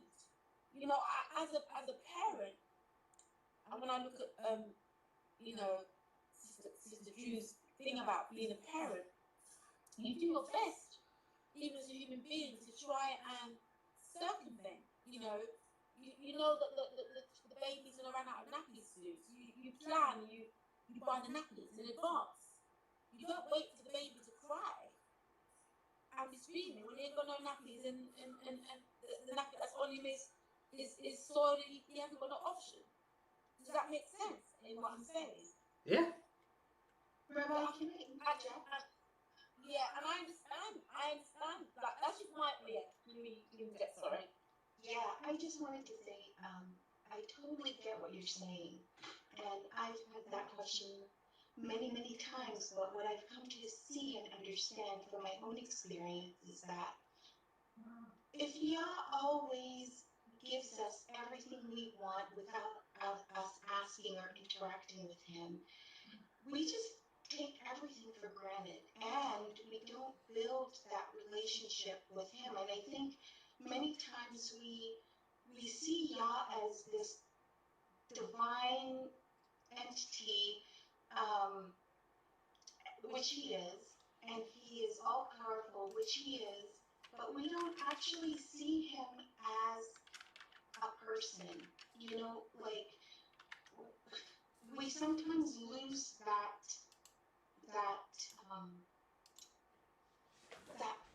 in the interaction with that relationship. We're building that relationship, and in building it, we get to see the parts of him that's not this entity out there that's just meeting all our needs perpetually. He wants that relationship too. And I think I can't say for everyone, but for me, how I used to think, I didn't realize that the relationship is important to him. He wants to be able for me to see him on this certain level, that I have this love relationship that's not forced, that's not coerced. I'm not he's not my friend because I'm afraid of him, which I was for a lot of years. And it's this father-daughter or even like a friend relationship where you can tell him anything. He sees it all anyway, but I don't know how to explain it, but it's a relationship that I've never had. And it's something that I've never had that kind of relationship with anyone. And so growing this relationship with Yah is something that's so new for me. I don't have the words to really articulate what that feels like and what it means. That he gives us enough to show us that we can depend on him completely. It's kind of like your baby, right? You have a fresh, beautiful human, and he trusts you so explicitly. He doesn't think that you're going to do him any harm, and so he never really thinks about it. And I think Father wants us to get to that place where when he says to do something, we're on it. And we're not thinking about, we're not rationalizing, we're not, just mulling it over. We're just doing it because the relationship we have with him is so strong that there is nothing that he says that we doubt. And Marie, I totally get what you're saying and I understand it, but I think for me personally, I think I'm probably coming from the other way around where I'm very much into Yah in terms of from a very young age. I've been very, like I was saying, things about getting to know his personality and really wanted to, and I like conversation-wise and getting to know him at different things. And in fact, this particular thing that Brother Baz is talking about is Jacob and Abraham and Isaac knew me as did not know me when he took El Shaddai. Yeah, I've been speaking to you about that 3 years ago, and he said you're going to know me in a different way. Your answer is simply that scripture, but it's like I understand what you're saying about the relationship, how he wants to know you, but for me, it was like I don't see it as for me, it's like I didn't feel like I need, like him giving me or supporting me without me having to get to something or even speaking to you about something beforehand. It's not going to stop me from wanting to have a relationship or make it like it doesn't stop my connection or wanting to know him or have that relationship. I don't know how to explain it. That's just my personal thing. It's just that I would want to. I do it regardless, he was saying. So, while I understand that there are some people who need to have that type of jerk up and just, push to, look, I'm a provider. I believe him as my provider. I believe him as all those things. But I just think that it's just difficult for me to want to keep like the stuff that has happened. It's difficult for me to just say, you wanted to get to know me. Like, I can say to you, and I'm just going to throw this as an example, like, the relationship that I felt that I had with Yah, like, my daughter dying, I don't know, it felt more as that was something to test whether I was going to even stick around, rather than actually have a relationship, because I believed I had a relationship with him, and I had a relationship with him, and I was constantly talking to him. The situation with my son, Noah, my husband would tell you that before Noah was even born, a year in advance, I was up every day having conversations with him about Noah and speaking words from Torah about him. And while I was pregnant, these are principles I was doing before I knew what they really are esoterically. And so for me, I mean, my husband saw this, and he always says that to me, that it baffles him what I was like before Noah was born, what I was like with me and Yah, to see Noah like this. I mean, obviously we had this conversation before, and to see how I am with Yah and like everything, and to see it manifest in the way that it has. He just it's like, in Kobe's words, it's probably more like Yah's gonna do what he's gonna do, regardless. You know what I'm saying? And so it is what it is. I can't explain it to you, but it's been a raw ride. It's been an experience. It has really been a raw ride. And I think the things that's happened, and the things I've seen, I've had to more make a decision as, am I going to stick around, rather than, oh, do I not believe that Yah is like, get to know? Because I was getting to know, and I'm getting to know, and I've been getting to know him, you know, and to have this happen, or to have these things going on, because what it turned out was like, I was being told by those that were around that I'm cursed, essentially.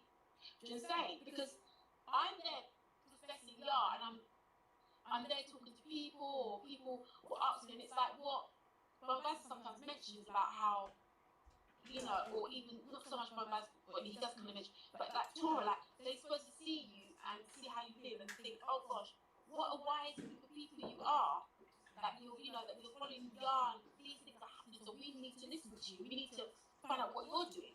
But from my side, from that story, it feels like, no, actually, it looks the opposite, because the stuff I've gone through, people have witnessed, it doesn't make sense to them. It's like, well, if you are truly following Yah, if you are truly with Yah, then this stuff that's happening should be happening, essentially. I don't know if I'm making sense, but I'll leave it anyway. Cynthia, what you're saying is, Question, Cynthia. How did you get to the place where you totally believe that he provides for you? Because how did I get to that place? You said, what's your question again? Say that again, please. Okay, you said in the beginning of your answer to the other person, you said that you understand that he provides for you. That's not basically what you're working on. So what I want to know is, how did you get to that place? Through the different experiences I've gone through with him, and the fact that when he would do certain things, he would, like, before I even, sometimes I would say, even before if something happened, or he wants me to, for example, if I need to do something and I didn't have money, he would just get someone to call me and say, "Yes, you need this money, take it," and it'd be the exact money that I need without even calling that person or speak to that person. And that's just an example. There's lots of different examples. He provides. He's done more than provide. He's the God of my war. Like war, I've gone to courts, and he's fought. And I say he has fought and done certain things, removed judges, put judges in place, like done stuff that only he's able to do. So there's lots and lots of different things, but I think in this, especially, I think it became more intense since I took the path of studying Torah like this. It's just become a reverse of everything that. So from let's just say, for example, the church folks, they're like, well, I don't understand. When you was in church, things were like on point. You know, the trouble was, but God would step in and do things. But you no longer come are in church like this, and you're doing these stuff, but yet you're like, your child died, all of these things are going on, and it's like, it just makes it looks more of a curse than it looks like, I can't explain it to you, but in that way, but like, so it's just like a turn. It's like, it's not about a relationship with God to me, and my husband will probably testify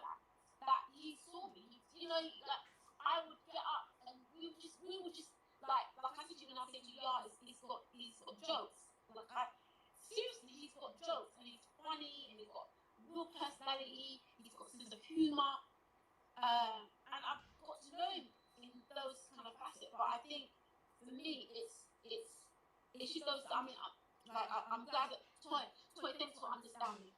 I make complete sense. I hope I make complete sense. Thank you, Toy. Anyway, I can't say anymore.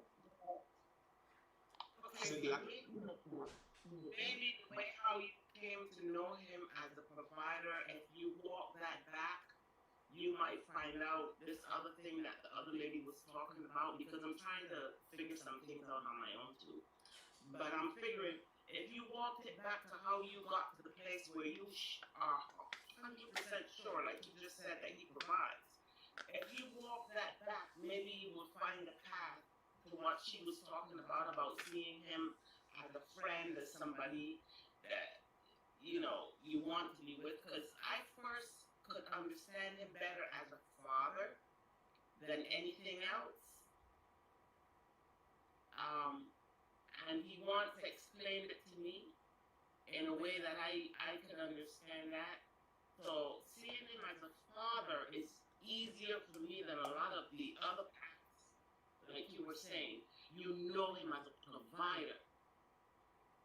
But some other things, you're not there yet, so maybe... No, it's not that. It's not. I've known him as a father. I've known him as, like, literally this process of like, oh, thank you, Nicole. You get me. Like, I've known him as a provider. I've known him as, like, even when I first got to know him, one of the song that he picked for me, there's a song that he specifically picked for me, and I know it's going to sound really strange, but when I first started my walk with him on a deeper level, the song he picked for me and he sang to me was Father Figure by George Michael. Yeah? And that was a song that he used. I will be your father figure. Put your tiny hands. And I've got tiny hands. You got me. Right? And I laughed. So I was like, whoa. You know, I will be your teacher to the ends of time. And I cried. And he also used listen to me. And I cried and I said, oh no, it's going to take away my fun. You know? And he was like, and then he gave me this new time ago, time of your life, and I'm there. And I started laughing. And I said, this is going to be the time of love. And I said, yeah, right. And like that. And I'm saying it because he played it. He played it on, like, literally make me hear certain songs to talk to me. And that's how we started, like, a deep relationship. And stuff, this is going to be the time of your life, now, yeah, or whatever, you know, kind of thing. And, you know, it's these type of things. So we've grown together. Like, he's really shown these different sides of himself to me. I have to say, I've never seen him this side where I lost, you know, a child, you know, and I didn't even know what to say to him.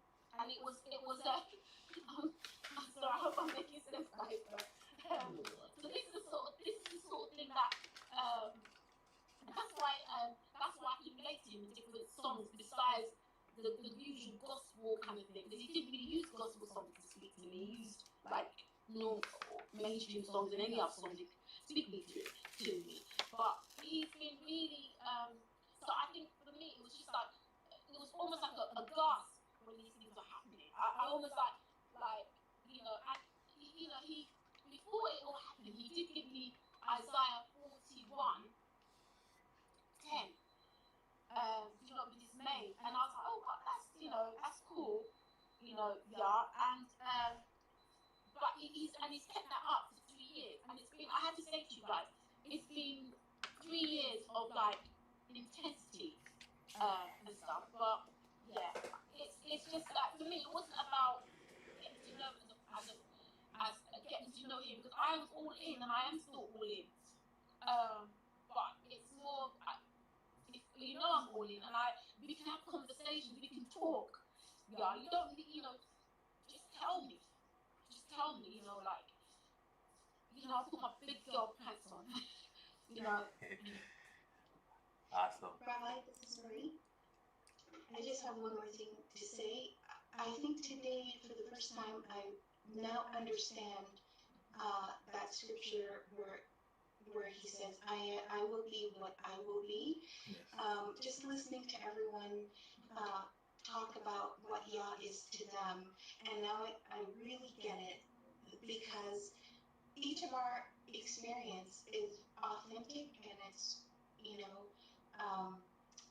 it's real, but Yah has revealed himself in the way that each of us can see and understand and interact and feel. And like I was saying before, for me, I never understood what love really was. People say it all the time, but their actions often don't bear it up. And so, and growing up in a really strict religious household, I lived mainly in fear. And so the way Father interacts with me will be completely different from Cynthia and Madame Susanette and everyone else, Mrs. Drew, everyone. And so I really love this class, because today, for the first time, I have a deep understanding of that verse. I will be what I will be, because Yah is everything to us in a unique way, because we're all unique, and he meets us where we are in every situation, so that we have a starting point with him, and we can grow from there in our relationship with him. And so I just wanted to say thank you for this class today. You're very Yeah, welcome. That's very true. I think Madam Sonia said it best. She said that everyone writes their own Torah. I think it was her that said that. I saw it in the chat before. Yes. Yes. And I agree with that. A lot of times, simply because I fall back to the Father place, because that's my secure place, and I can hear him faster right there when I go to the Father.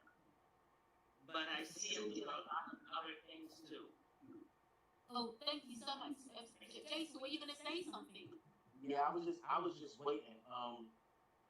Because I think that we're all saying the same thing, and like this is why it's important to relearn the scriptures, because you can get to a place where you understand now. So, like for many years, I grappled with, the loss of my mother, the loss of my grandmother, the praying, the laying on hands, things of that nature, and nothing was happening, nothing was occurring, So even though I was with Yah, I was at a very dark place until I started returning to the actual scriptures and realized that what I was taught to believe didn't actually exist in the scriptures. So by me getting a better understanding of how Yah operates, I'm now at a place of peace. Like I understand. Like I really do understand how he works and how things go, because the tenet of I will be is unpredictability. Yeah. That's what you don't understand. It is unpredictable. If somebody say to you, hey, you're supposed to fix the sink at 4 o'clock, and they say, I'll be there, what place does that put you in? You're expecting them to fix the sink at 4 o'clock, but the person that has the power to fix the sink is saying, well, I'll be there. Be there when? At 4, 4:15, 4:05? So it puts you at a place of unpredictability, which in turn, for the person that has the power, puts them in a place of developing your level of trust. So Yah is taking us to a place where he's developing our level of trust. So for me now, it's like, I'm going to trust you anywhere we go. It doesn't matter. I'm the only one at work. I don't have money all the time to do things, but I'm never begging for bread. And when I need, you always come through. So that's something I had to get comfortable with, because my interaction with EA was that when things didn't go the way I thought they should go, I would go into full panic mode. So I'm out here searching, trying to figure out what to do and things of that nature. And then he brought to my remembrance about me walking with him, about me trusting with him. So my focus at that point became on Abraham and the fact that Abraham is 90-something years old and he still doesn't have a son that was promised to him, when he was 65. So it's like you start looking at the Torah, and then the God of the Bible becomes more relevant to you because he shows you that I'm not in a predictable pattern that you can recognize. That's why he gave us the name En, I will be. So when he show up, thank him for when he show up. And if he don't show up, what is the lesson when he doesn't appear? And that's the thing that I had to come to grips with. You thank him when he doesn't show up too. You say thank you for not showing up. I don't even blame him. Rabbi, I don't even blame him no more when he don't show up. It's not meant to be. Yeah. Yeah, I think for me, it's like, I would say to you that one of the things that I would say that is has really changed in the way that I see with all the stuff that I've experienced. I think what has changed is that when I read Torah, my understanding of Torah has definitely changed. My understanding of Yah is different in the way that I have a real, I think I have a lot more compassion for the people, humans, than I ever did. I would probably say that I was more on Yah's side more than ever before, but now I have a lot more compassion. When I see Abraham and what he had to do, and then you don't hear enough from Abraham and he moved away and Isaac moved away. I'm like, dude, if my dad tried to kill him, I'd be like, yeah, dude, you stay over there. I know you have to do what I told you, but you can't be trusted. Like, you stay over there, I'll be over there, I'll speak to you soon, kind of thing. And it's like, I get the human side of it a lot more than I ever would have, because it's just so real. Like, when I read it now, I feel like the emotions of Joseph, the emotions of Jacob, the emotions of Leah and Rachel, or anyone in the Torah is palatable. I literally feel like I can taste it in my mouth. That's the only way I can say it. I think we have a picture of Yah walking with us. I hear that all the time. Yah is with me. I want to walk with Yah. Is that what Yah wants?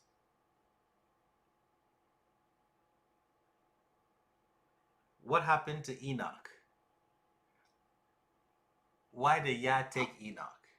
Yeah, because he didn't walk before. He was supposed to walk before him. Like Abraham was supposed to go before. Like he was holding Yah in his hand. Yeah. Literally, like side by side. He didn't go before Yah. Correct. Like, Enoch walked with Yah, and Yah took it because he was struggling. Noah walked with Yah. He was struggling. The text is telling us what these people do, or what these people did. Enoch walked with God. God took it. Because he was living in a time where he was struggling. The text tells us Noah walked with Yah, and we saw his struggles. But we have Yah on record telling Abraham, walk before me. That is strange. You would think Yah will go ahead and then Abraham will follow. He said, no. You walk before me. How does that look like? It looks like you feel that he's telling you to do something, but you don't really have everything to do the something with. Yes. But you step out and start looking around and asking questions and doing things, and like Cynthia said, he just opens doors. I think that's what if you look at Abraham's life, that's how a lot of things actually worked for him. Correct. When he said walk before him, he So wants you basically to walk based on what he told you and not what you're seeing happening. And he will make the things happen. I don't know if I'm making myself clear, but You that's are. okay. So who takes the initiative? Who takes the initiative? You do. You do. Who makes all the mistakes? You do. I do. Correct. I do. Well, I mean, Yes. Is it the devil that is bringing all that? Look at this picture. When we are kids, our parents give us everything, like Madame Drew says. We have painted a God like that gives us everything. But there comes a point where he says, walk before me. That is when he's not there, because you're 18. Now everything that you have learned from him, the experiences that you've had with him, that is when you draw from it. Now you make the decisions, hard decisions, difficult decisions, not easy. You pray, you don't hear anything. But tomorrow at 8 a.m. you have to make that decision. What would it be? Would I go to Egypt with my household, knowing that they're going to take my wife Sarah? If I stay, we're going to starve to death. Wait a second. When he called me, he says he's bringing me to a land that has plenty. And the first thing that hits is farming. How do you make that decision? Based on what? Yah did not speak to me. Walking before Yah is completely different. We are used to walking with him holding our hands. And then when he steps back, which he does all the time, now we start to complain. But no, you need to draw from the experiences. You need to make those hard decisions and hope that it's the right one. You don't expect a miracle. We hang our lives on miracles, which are not promised. Somebody told us it's promised. It is not. How would you navigate going down to Egypt? You have no choice. You've got to go. How do you solve the problems that will come along your way? He sits back and he watches. You make those hard decisions.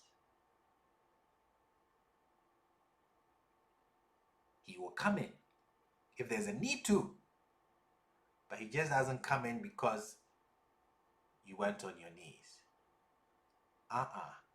That picture of God, I want you to remove it from your conscience. It's not there.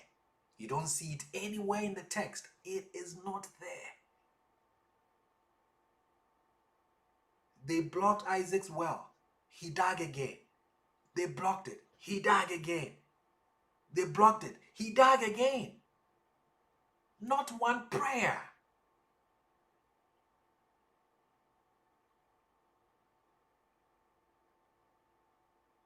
Sitting down, calculating, making decisions. Not one prayer.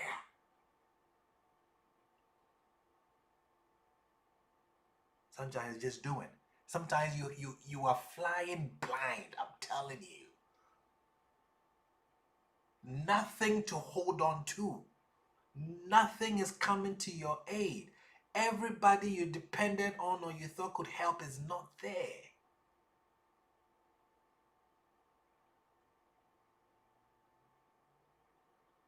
what would you do?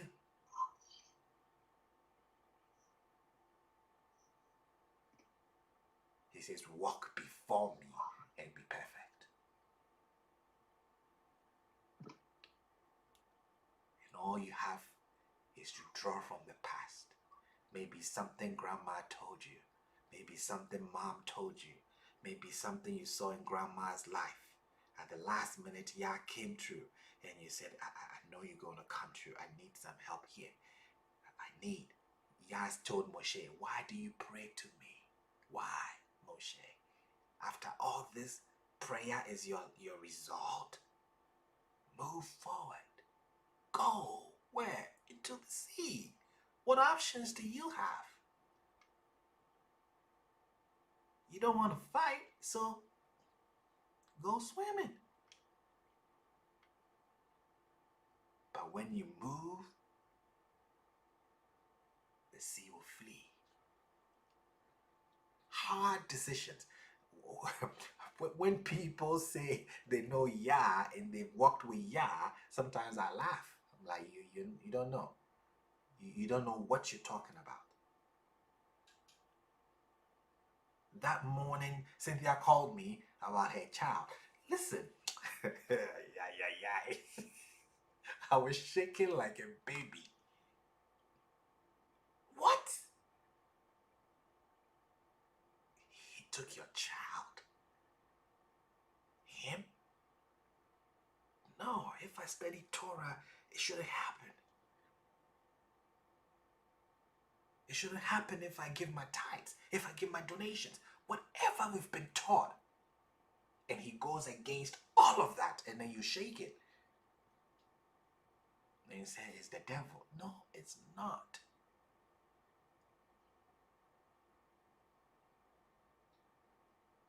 It is our individual walk of faith. Would you go? Would you go? Because you cannot spend 1 second in Madam Cynthia's shoes. You will not last. I am telling you. You will not last 1 second in Mr. Jason's shoes. You will not last. I am telling you for a fact.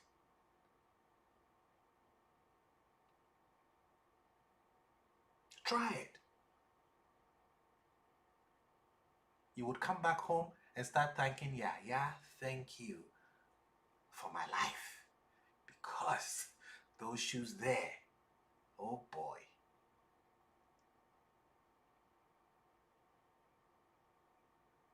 So the walk is different. Everyone's is different. You cannot compare. You cannot judge. You cannot say, why did Cynthia do that? I wouldn't have. Shut your mouth. You would have done worse.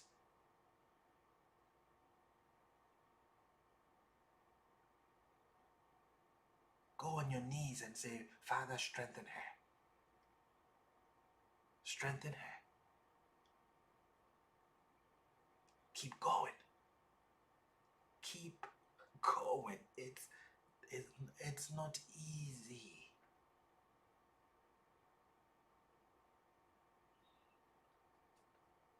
Faith is not, it just doesn't come. Walk before me is what Yah tells Abraham. And we see what happens. Hard decisions. See, when you read the text as a child, we are quick to say, I wouldn't have done that. I can't believe Jacob did that.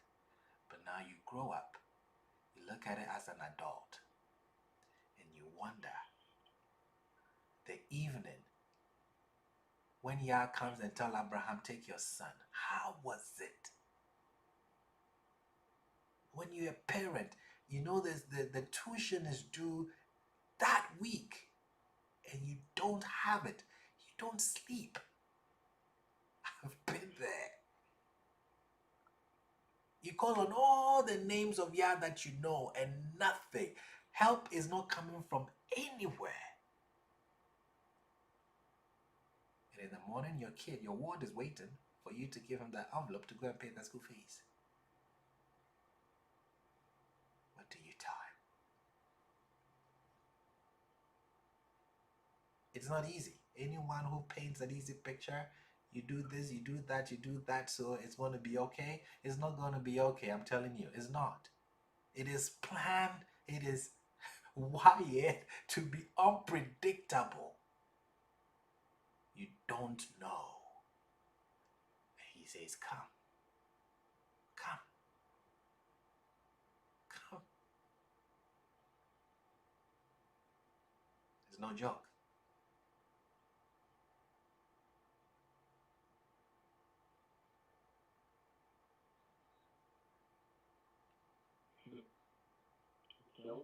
Wow. It's no joke. You want to start something? Makes you rethink what chosen is, huh? Yes. You want to start something and he would test you. He would prove whether it's genuine. Everything is tested. Every single thing.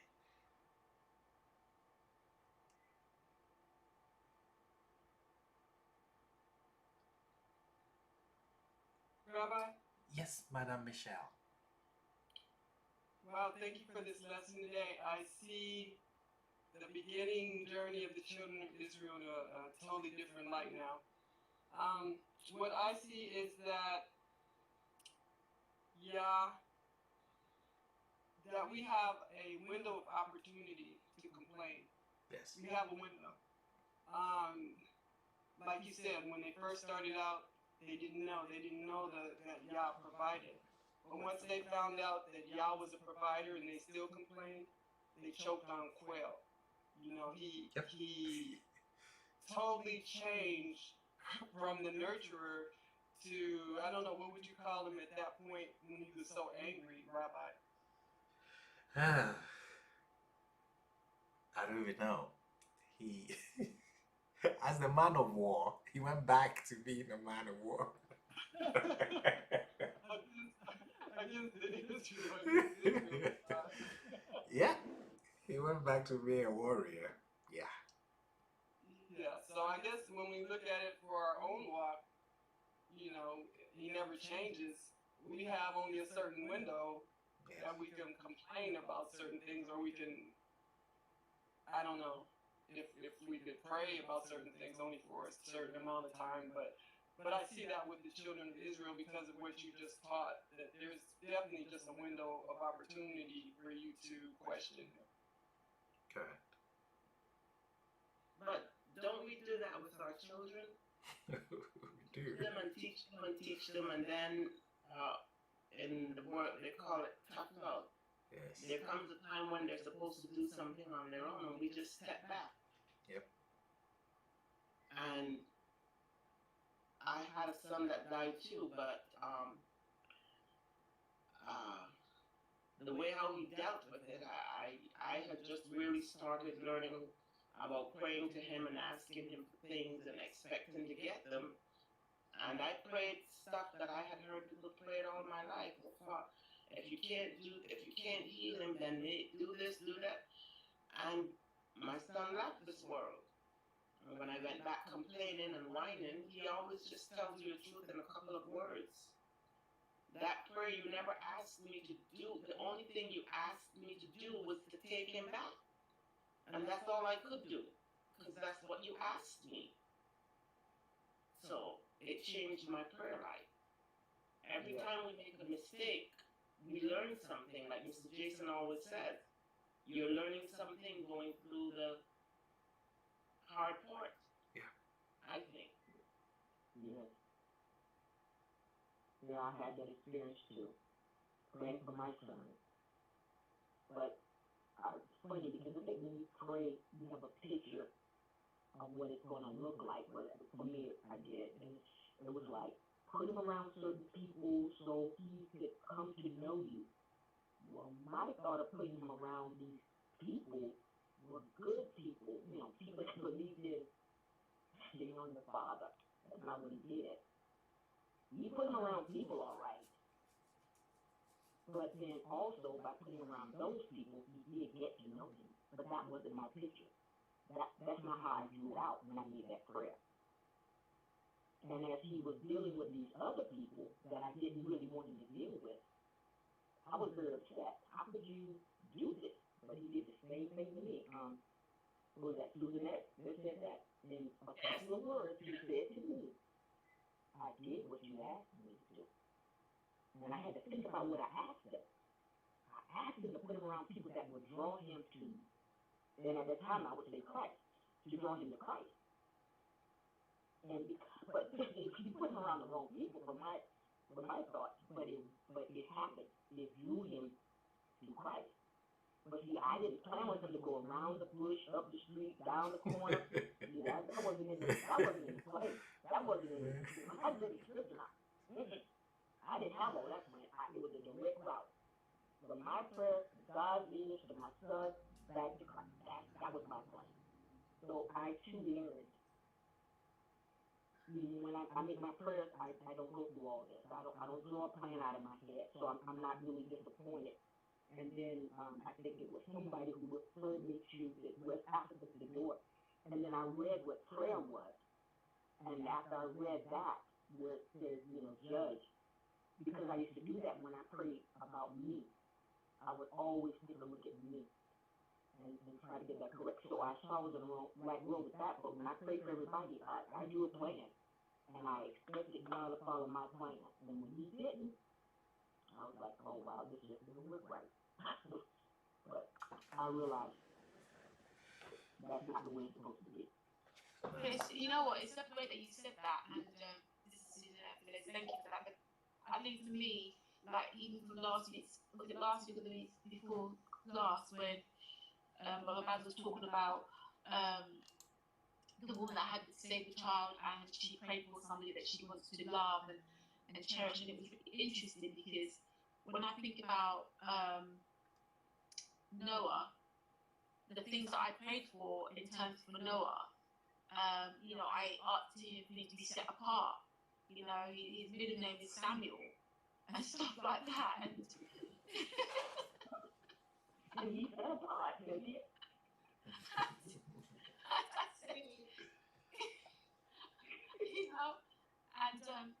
He's super, super close to you, like so super, like Torah is like his like second tongue, like he's just all the things there. So when I was like hearing this stuff about this is a special soul, I was like, well, that's not what I want. That's not what I meant. I don't think.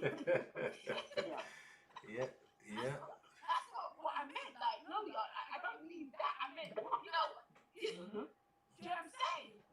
And so it's like, and also, he's yours. Like, he's the first fruit of my room. So, you have him and stuff like that. So when I reflected back, I've always kind of known that this has got something to what I said, but part of me didn't accept it because I was getting like vexed, like this is not what I asked for. Like what is And every time I'll be honest with you, every time I hear this thing about he's a special soul, it just gets me even more worried. I'm like, I asked him to be special, but no special needs. No, that's not. Do you know what I'm saying? It's like this is anyway, leave it alone now. Yeah, that's why we say in prayer. Am I the only make prayers? Anybody else write prayers down before you pray? Yeah, I do. That's what I was going to say. That's why we say in prayer, the first thing you have to know, we say, know before whom you stand. We rush and then we come and start praying. Oh, no, wait. Everything you say matters. Know before whom you stand. You're not rushing. Yes. You are not rushing at all. Be gentle. We are told, pray, and then we're praying. No. Take your time. Because what you're going to say, someone is recording it. Wow.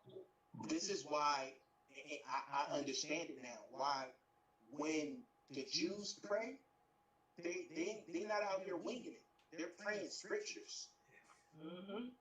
They're like, in Proverbs, David said this. They're praying things that they've known have come to pass already. So you're not out here winging it. So that's how I pray. Jason, let me tell you something. I'm not winging nothing anymore. I'm like, God, you. But I'm sorry. Sorry, Jason, let me tell you something. I had that. I've got his prayers. Like the prayers that I prayed. I've got that stuff.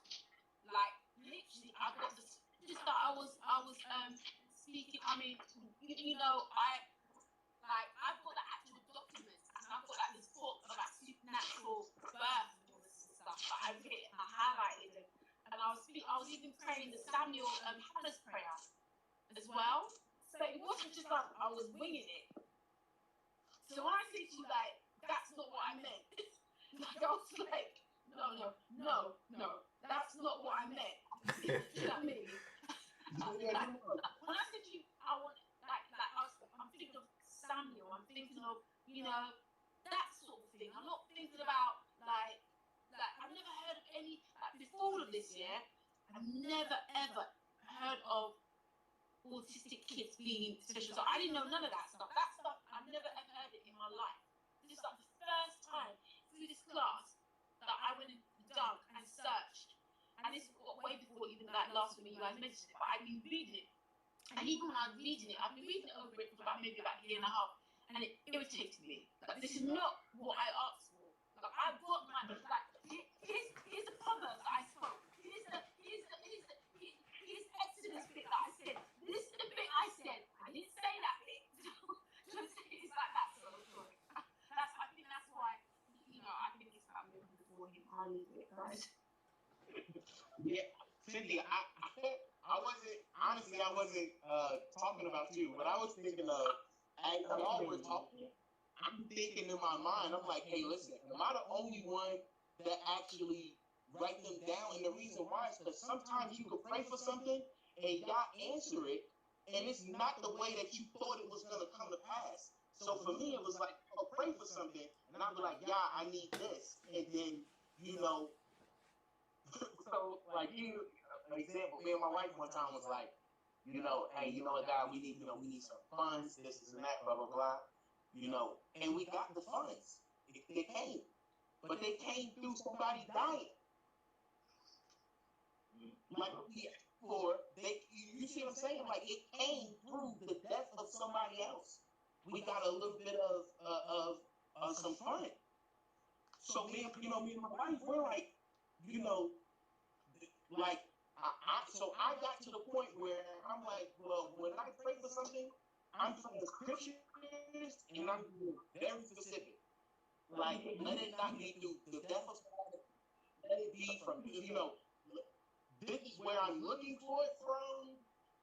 If you can, if your will, and then I'll kind of give like scriptures to support my case. So when I pray, I'm bringing a case before the Most High. The same way Hassan would bring a case if I was doing something wrong against the Torah. So my thinking is, go to him, I'm bringing my case before him. Like, look, all right, I'm trying to be in right standings. This is what my expectation is. This is what I've seen come through before when you've done this. Okay, so I'm going to expect this to come. And when it comes, I'm going to give you praise for it coming. Because I'm expecting this thing to happen. So for me, I write my prayers down.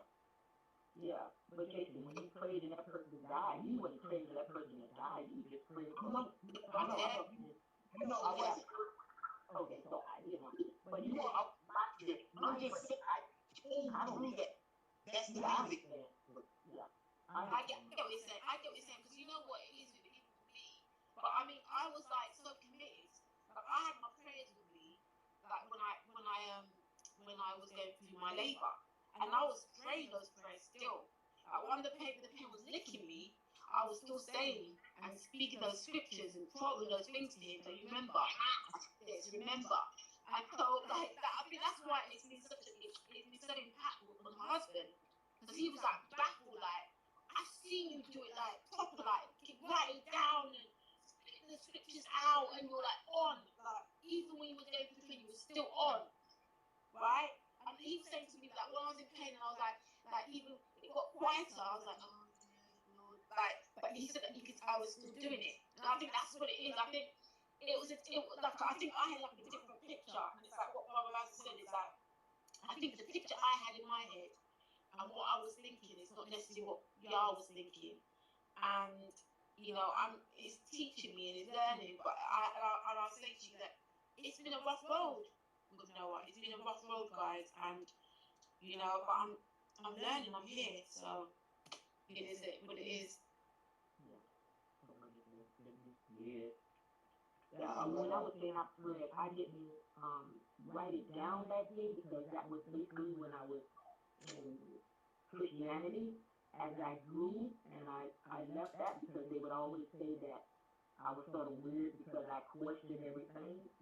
This doesn't make sense to me, and I would always ask, and they would always just tell me, just do what everybody else do. And that never worked for me. I never wanted to do what everybody else do just to be doing something. So as I saw that didn't work, and then when I came over, but I left that way before I, sort of got here, and I just realized that it's just a whole different system because I did notice that Jason back then. Pray what in the Word. Pray what's in the Word. And I started doing that while I was still attending a Christian church, but right before I left out. But I was on my way out probably by that time. But I did notice that the prayers that I was here just didn't make sense with what we asked and how they expected it to be happening. How they expected God to do stuff just because they asked, and then it was sort of like they would be contradicting themselves because things are going to come against you, things were going to happen, but they would always be trying to just pray this off. But if you don't pray it off to yourself or a situation, they would just tell you you don't have faith. That bothered me. That truly bothered me. So I began to realize that that it has nothing to do with that. Some things are just going to come your way. Yeah. Not just go through some stuff. And what, Phyllis, I agree with you on that because I think sometimes you've got to go through stuff. But I think for me, personally, it's like there's things that I asked for. So I did all that, the sort of the words and the scriptures and all that stuff. I also asked for something quite significant that would show me that he's heard me and he's given me what I want, like what I've asked for. I said that let him have dimples. To show me that everything that I've asked for on this disc is what I've got. And when Noah was in the womb and he got scanned, he moved and he smiled and he saw dimples on him in his scans. I was like, oh my gosh, Yah is coming through. He's coming through, right?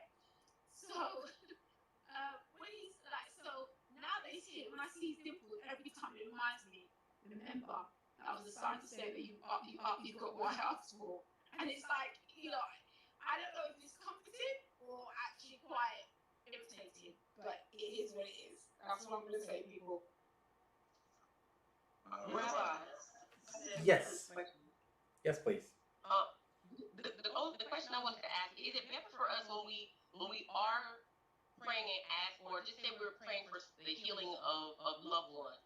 Is it better to pray that prayer once and just leave it alone, or to be repetitive in that prayer on a constant basis? Because I've heard some people say if you pray about it the second time, then you're basically saying you didn't believe that y'all heard you the first time. So I just wanted to get clarification on that. Oh no, you can constantly pray on a topic. You can constantly pray on it. It does not demonstrate lack of faith. There are some that they have gotten to a place that they believe they just need to pray once. It's a journey getting there. Some have come to a place where they don't even pray at all. They just recite a blessing.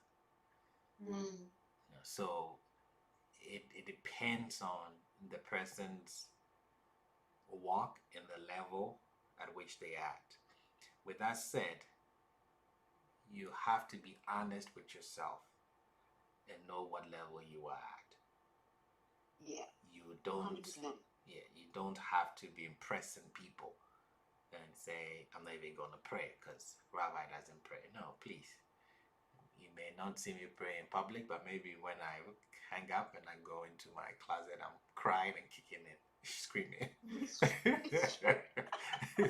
So, You know, Brother you know, Pastor, you know what I do now? the, I don't pray like I used to. What I do is, because I'm now of the mindset that I don't really know what is best in that situation or whatever it is. So all I say to Yah is I just say, help me. Just help. correct. Just help. Because now when I look at the song, help, that word is so powerful to me. Correct. Help. That's all I say to him. I said help.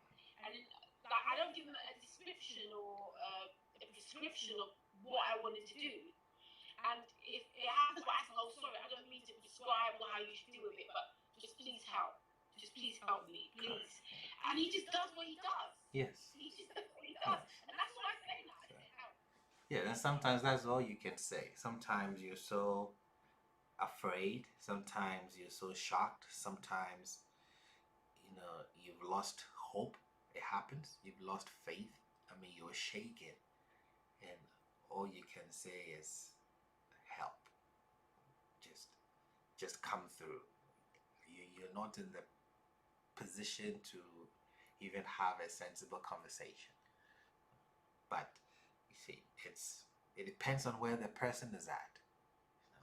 Most of the time, our prayers are like Mr. Jason says. When you're writing down your prayers, you'll notice that they are not that long, because you're not trying to get so many words out. You go to the point. And yeah, majority of us pray to impress God. People don't know that. We pray to impress Him. That we have words. We know the scriptures. We can quote it left and right and all that. But no.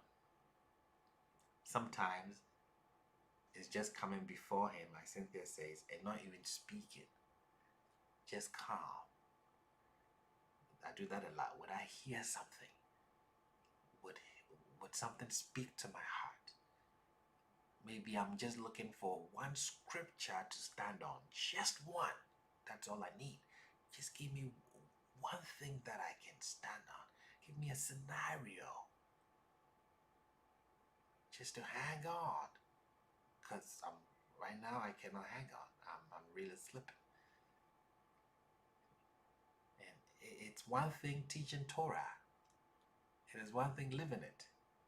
And it's one thing when the tests comes and the problems comes. They're going to come. But how firm would you stand?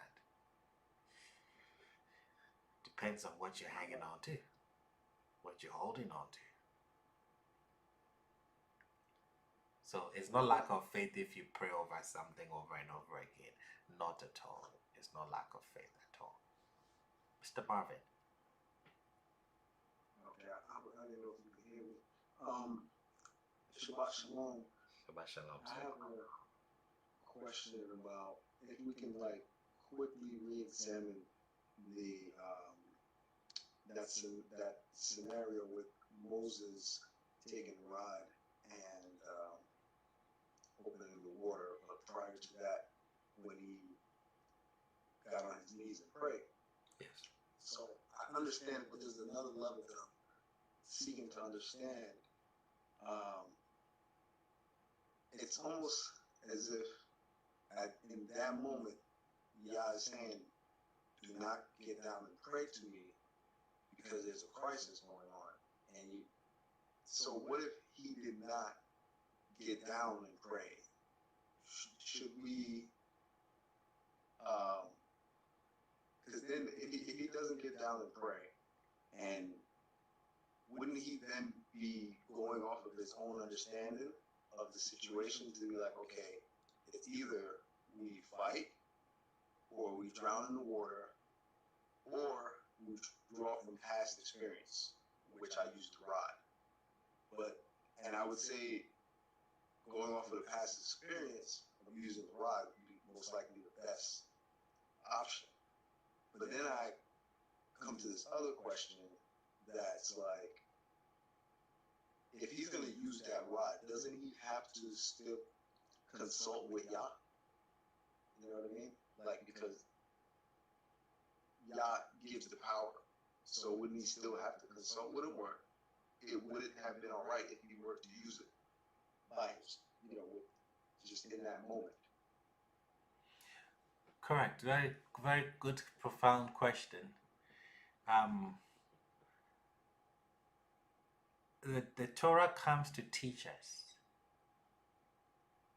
and it uses stories and narratives to do that. That's the best way to teach people, when you hide the truths in narratives and stories that they can relate to. Moshe did the right thing by telling the people, fear not. Because when fear comes in, it cripples everything. So he tells them, fear not. He did the right thing as the leader to step in and give the people hope. At that moment, I think I spoke about this last week, remove the divine entity from there. Remove Yah from the picture. The most natural thing to do was to get your guys ready to meet the Egyptians head on and fight, even if you knew you were going to lose. But then you know that you're not going to lose because Yah is the one guiding you. If Moshe had moved to get the Egyptians or go against the Egyptians head on, he would have known that wasn't the right idea, because remember, the pillar of cloud was there. So either it would have moved and stood between them. No, that is the God factor. But the human factor means that humans would have to use their head and come up with the solutions as well.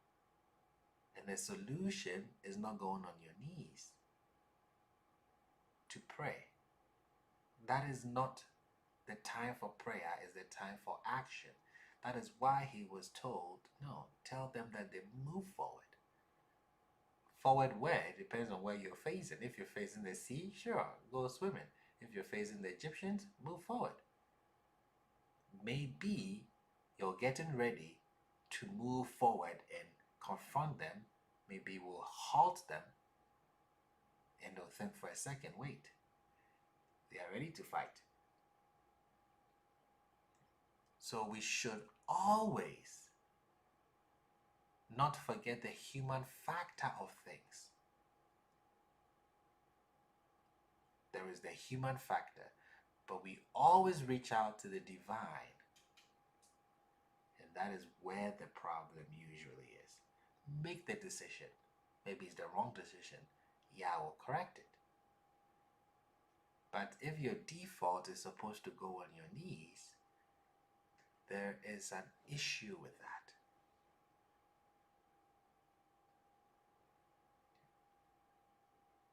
Think through the issue. How would you like to resolve this? How can you resolve this? Because if you go to your knees and Yah doesn't answer, what do? You look on so you're slaughtered? No. So Abraham comes and gives us a very good example. He had to make a decision whether to go to Egypt or not. And when he looked, prayer wouldn't solve it. It's a famine.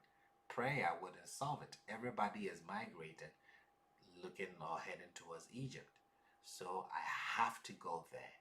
But these are my concerns. Okay. Without the miracle factor, how do I resolve this? Tell them that I am your brother.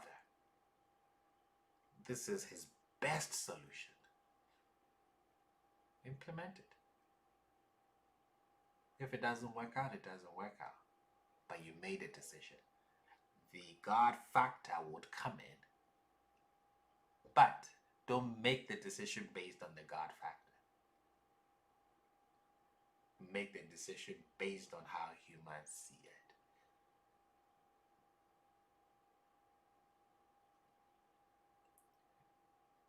Now, and I think this, once again, this is like a preconceived perception, really. But you know how they say, seek the Lord. But it's been a while. But I think that I know the other one is saying like seek first the kingdom of heaven. I know that's in like the New Testament. Correct. Now I'm like rethinking like, is there anything in the Tanakh that says seek Yah first? You know, that I don't know. It says that because because it's very natural to, when something happens, to quickly pray, seek Him first for the wisdom of the thing, so that you make a good decision. But Correct. now I have to reconsider that and say, where did I get that from? You know. Correct. Yeah, and it's natural. It's natural when we don't have solutions. Pardon me to say this. Pardon me to say this. This is what is wrong with Africa. And this is how religion is birthed. This is how we've been trained. The entire African continent. I will not remove even one person from it. Well, those who know better now. When things get tough, instead of starting to critical think, we are trained to look into the sky.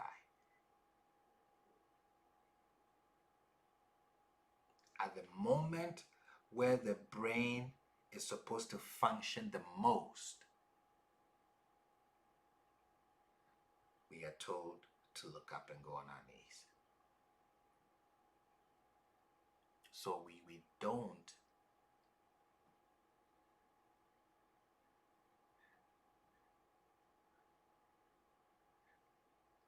I'm trying to choose my words carefully. Build the muscles. Correct. Thank you. The things that we pray for in Africa sometimes is sad. All we need is to use our brain, and it would work.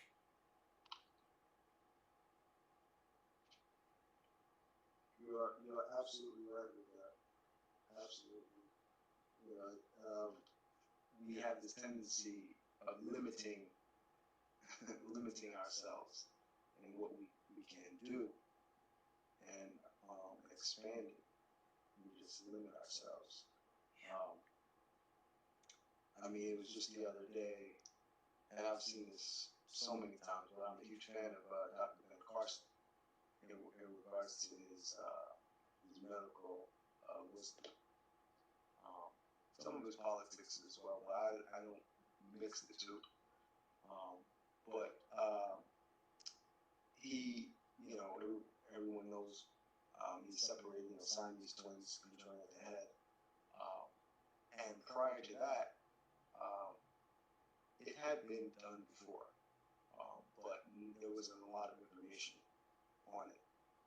But the thing is that when things like this happen, and one of my professors in medical school, he was from Nigeria, and he was saying when these things, certain things happen, and you don't have the medical equipment in Africa, or you lack the knowledge, then people just say, you just pray for that person. Yeah. You know? And he said it facetiously though, but I knew what he was saying. Yeah. And you know, it's a sad thing because we are stuck in this mindset as a people where, you know, everything is pray. And it's like, what do you, I know praying is an action as well, but like, what are you like doing? What you doing? That's it. What happened? That's what I'm saying. It's what are you doing? It's the action. Yeah. The action, yeah, exactly. And, but yeah, I think, there has to be some serious education. But oftentimes when you say education, people are thinking of standard education. We're talking about, just educating on many different principles. Just the way how we're perceiving things, needs to be in so many different fields. What a lot of these fields, I would say, they lack is that wisdom. True. And we need to find a way to incorporate the wisdom aspect in different fields so that we have an understanding. I mean, sometimes, I meet people and they just have a totally misunderstanding of how things work, So I'm just saying, well, they just need to be educated. True. On whatever it is, because we are perceiving things a certain way, and that was one of the reasons that in this class is to just not completely obliterate everything that I learned, but just put it to the side, whatever it is I learned, and just learn from the beginning and see what the concept should be, or the different concepts of Torah, so that I can teach others, my son, and live that lifestyle. And I think that goes along with any field that we're looking at. So we do need to pray, but we also have to do the action. We also have to do some critical thinking. And I think at times we as a people, not everybody, but certain sects of our people, we limit ourselves. We tend to lack the resources because we limit our minds. We're like, well, because we have plenty of, we say that we have a pocket full of dreams, so many things. But you can dream all you want. It's when you can actually take action on it and plan out the steps to complete that goal that you want to do, or else it's the pipe dream. Yes. And so, Yes. like, I met so many people, and they're just like, well, when God says this, I got to do it. And I'm like, all right, cool. Do you understand financial statements? Yep. Those are the things you're going to need. That's it. Yeah. Because if you read the text, I always tell people, no one got wealthy by praying. Not one person. Not one. Prayer doesn't bring wealth. When we say I'm going to pray and brings blessing, no. Education. Your network. Learning from people. Being business minded. Abraham was a businessman. I mean, I think going to Egypt was the best business move he made. And Lot came out also wealthy because of his network. He was connected to Abraham. It wasn't prayer. Critical thinking. Knowing the product that he had. Knowing how to negotiate.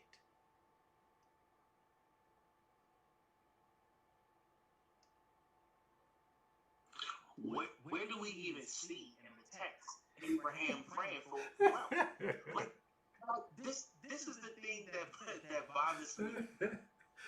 Whenever you see people praying in the text, it's typically for correction for something that they've done. So you have major prayers of like Hezekiah. Hezekiah was praying and asking God, to grant him extra life. Why? Because Hezekiah did not want to have children because he felt his kids was going to be evil. That had nothing to do with God. So, like, a lot of times, like, when we look at prayer, I think the construct of how we look at it is wrong. It is. we're still praying for wealth while other people are out there actually getting wealth. Getting the wealth. Why? Because That's it. it's something you have to work for. Yes. I heard this before, and this rings very true to this day. It says, when the European came to Africa, they took the land and gave us the Bible. Mm-hmm. But before that, they had the Bible and we had the land. Yep. I never understood that until now. It makes perfect sense. We've been lulled into a sleeping pattern, thinking that God is going to, listen, they've been doing it for a couple hundred years. Like, when is the Lord going to come out of the sky magically and fix this stuff? Yep. Obviously, that's not happening. So you got to go get it yourself. Whenever you see it in the scriptures, Abraham them was like the young kids say, they were out here getting it. Like, they you know what I mean? They had cattle. They were working. So the things we want are very tangible, but we don't go out and get them. Yes. Yes. Rabbi, I wanted to, Auntie Joa. yeah. When I read the story about David and Ziklag, when he came back and they had taken his wives and Yes. all everybody away, Yes. he talked and he prayed. That always bothered me.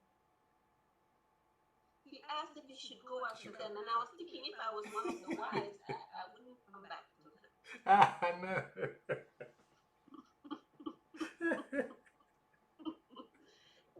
Why did he stop and pray?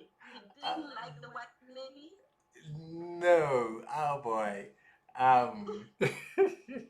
Should I go there?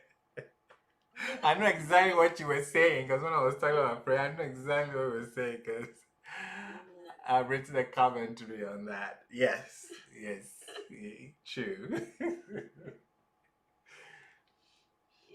If my husband did that, I'd tell him thanks for saving that.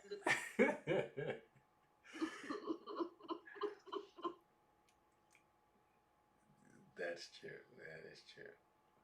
But yes, it's we really need Rabbi, to. you say you have an answer for that?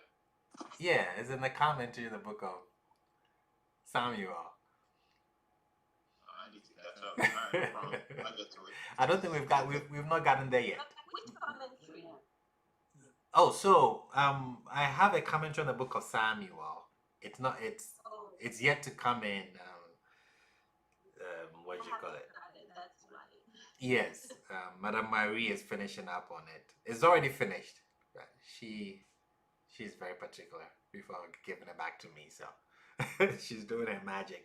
But yes, I think I do explain what was going on, why he would do that.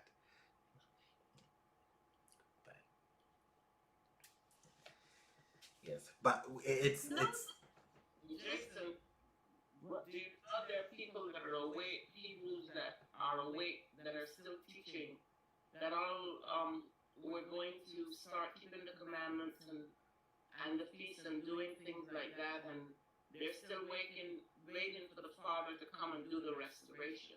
Still waiting for him to break the sky and do the restoration. Yeah, because those people, listen, I really don't want to get into the Shalom camps. I'm not trying to be funny, but the thing is, that because it's rooted in Christianity.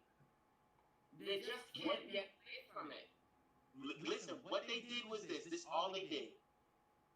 They took Jesus, turned Jesus to Yeshua. They took the Bible, turned the Bible to Torah. So instead of coming out and getting into the root of the things that's actually in the Torah, they just masked it.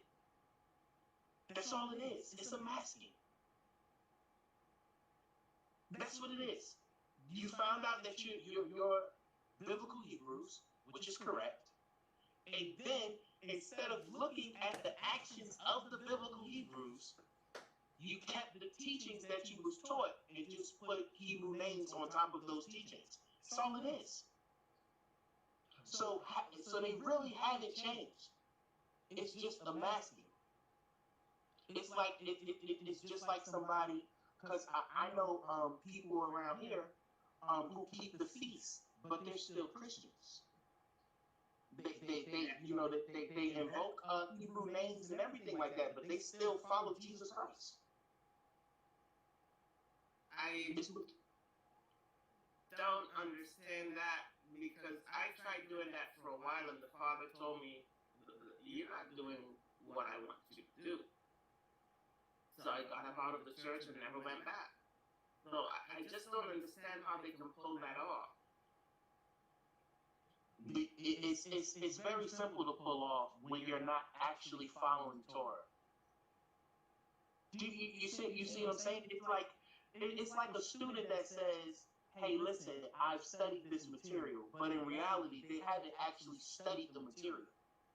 Because had they studied the material, you would come up with a different solution than the incorrect one that you keep presenting for people. And why are they so afraid to read the Bible differently? It's a safe zone. It's a safe space. You gotta understand, like, if you've been taught your whole life that, hey, listen, you're a wretched mess, somebody's gonna die for you, there's nothing that you can possibly do in God's eyesight that's gonna make you right with Him. You need a savior, okay? It doesn't matter where you transform that information to. If you still believe in that ideology, you just masked it. So that's where it comes from. Like a lot, and I deal with them on a personal basis too. So, you know, my job is to just give them education, and I give them scriptures, and I always ask them, well, how do we rectify this? How do we rectify that flour was used for sin offerings? How do you rectify that? If it was exclusive blood, then you force them to deal with the text. But Rabbi mentioned that blood had the essence life in it. I remember that class Rabbi had and talked about blood had to be in it.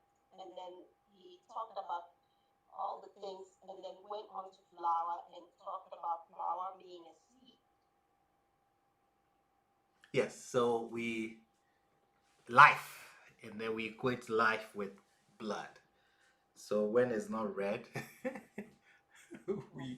we write it off. But yes, flour is there. Flour is mentioned. So now you have to contend with So the to blood. me, mentioning that blood is needed with the explanation you gave, to me it meant that flour did represent blood as well. Correct, but the argument is you need blood. Yes, and then you showed the way we could find blood in flour. Correct. Yes, but no, the argument is you need blood, the red thing. It has to. You know, my problem with condemning Christianity and the Bible is that I get the feeling that the way that the followers of Christ worshipped Yes. is not the way that the Christians worship.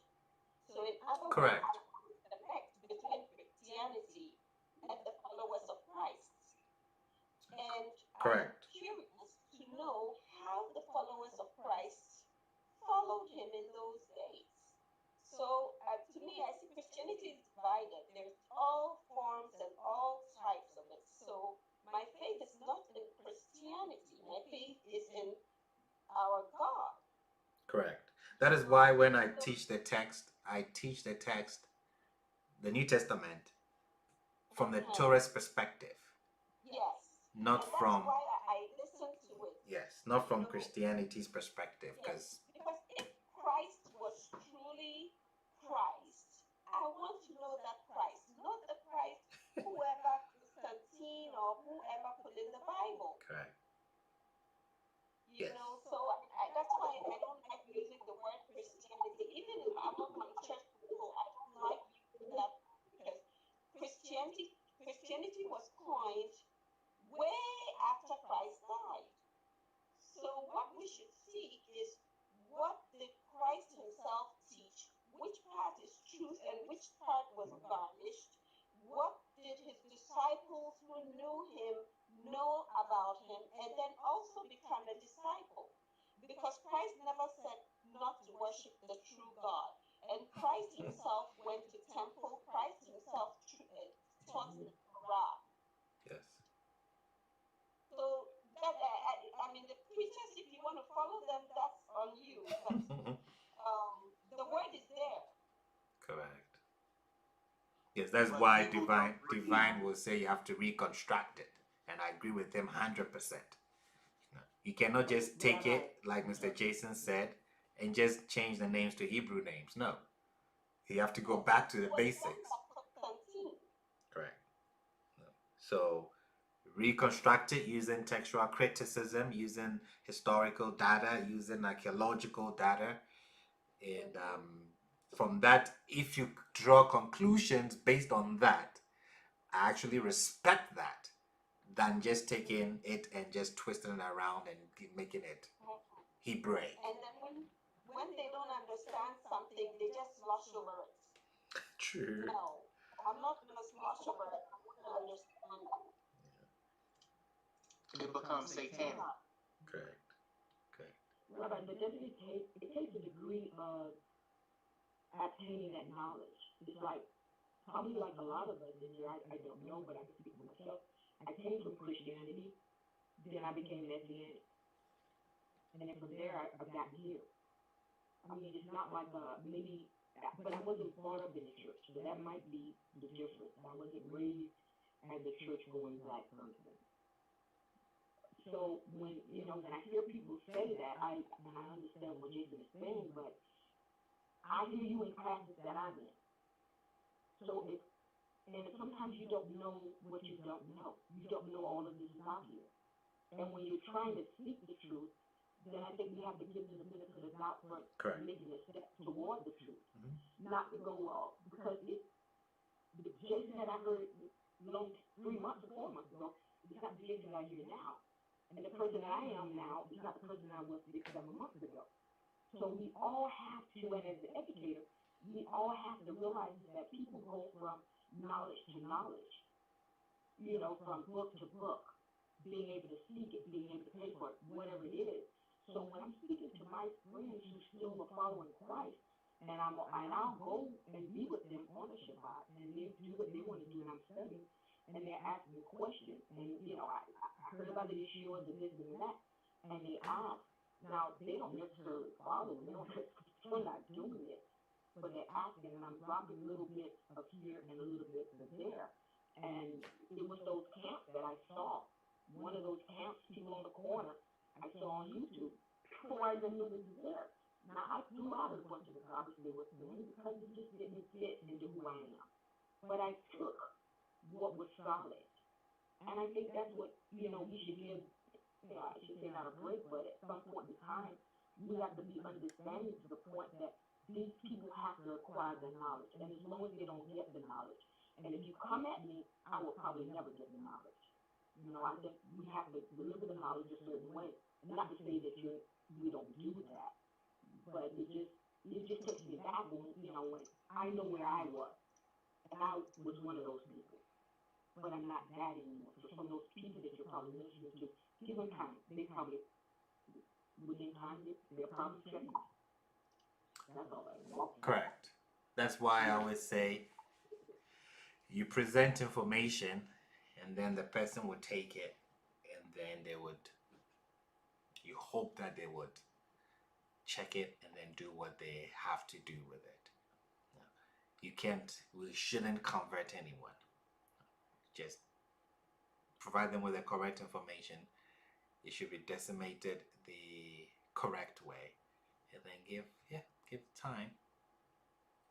And they would, if it's meant to be, if the person is interested. Yes. Rabbi. Mr. Marvin. Another question. I was kind of meditating on it this week when I'm driving. Sometimes that's where if I got a 20-25 minute ride, then I'm in thought.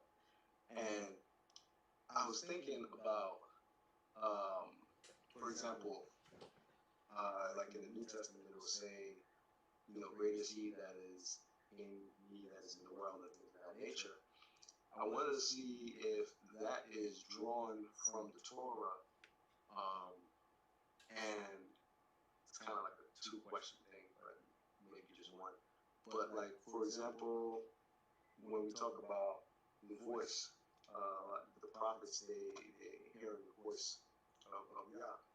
So I remember Samuel, he didn't, well, sometimes it's a dream, right? But with Samuel, he kept hearing that voice. And I sometimes wonder, like, is that voice that he's hearing, like, is it external or is it internal voice that he's hearing? And I don't really know if, I mean, I'm gonna have to go back and read, but I don't know if the Torah exactly gives us that clue that whether it's external or internal. You know what I mean? Yes, it's internal, which can be heard externally, depending on the person. So Yah always speaks to the heart, but it can be heard externally, or it can also not be audible. It's weird how, like, if you picture it, So when we say Yah spoke, we're looking at it from our perspective, where we're looking for words, a voice, something audible. But that is not how Yah speaks to us. He will speak to our hearts. So his communication is to our hearts, which can be audible depending on the person. True. I can see that.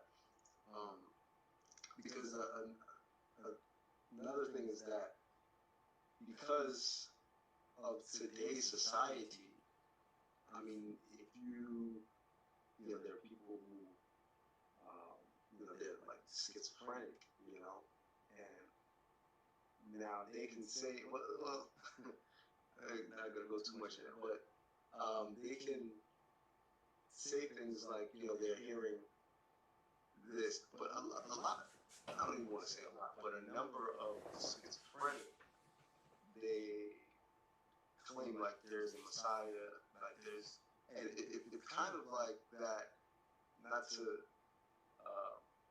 trash the New Testament or anything like that. No, don't trash it. I'm not trying to speak bad on it, but it just seems to be like there are a lot of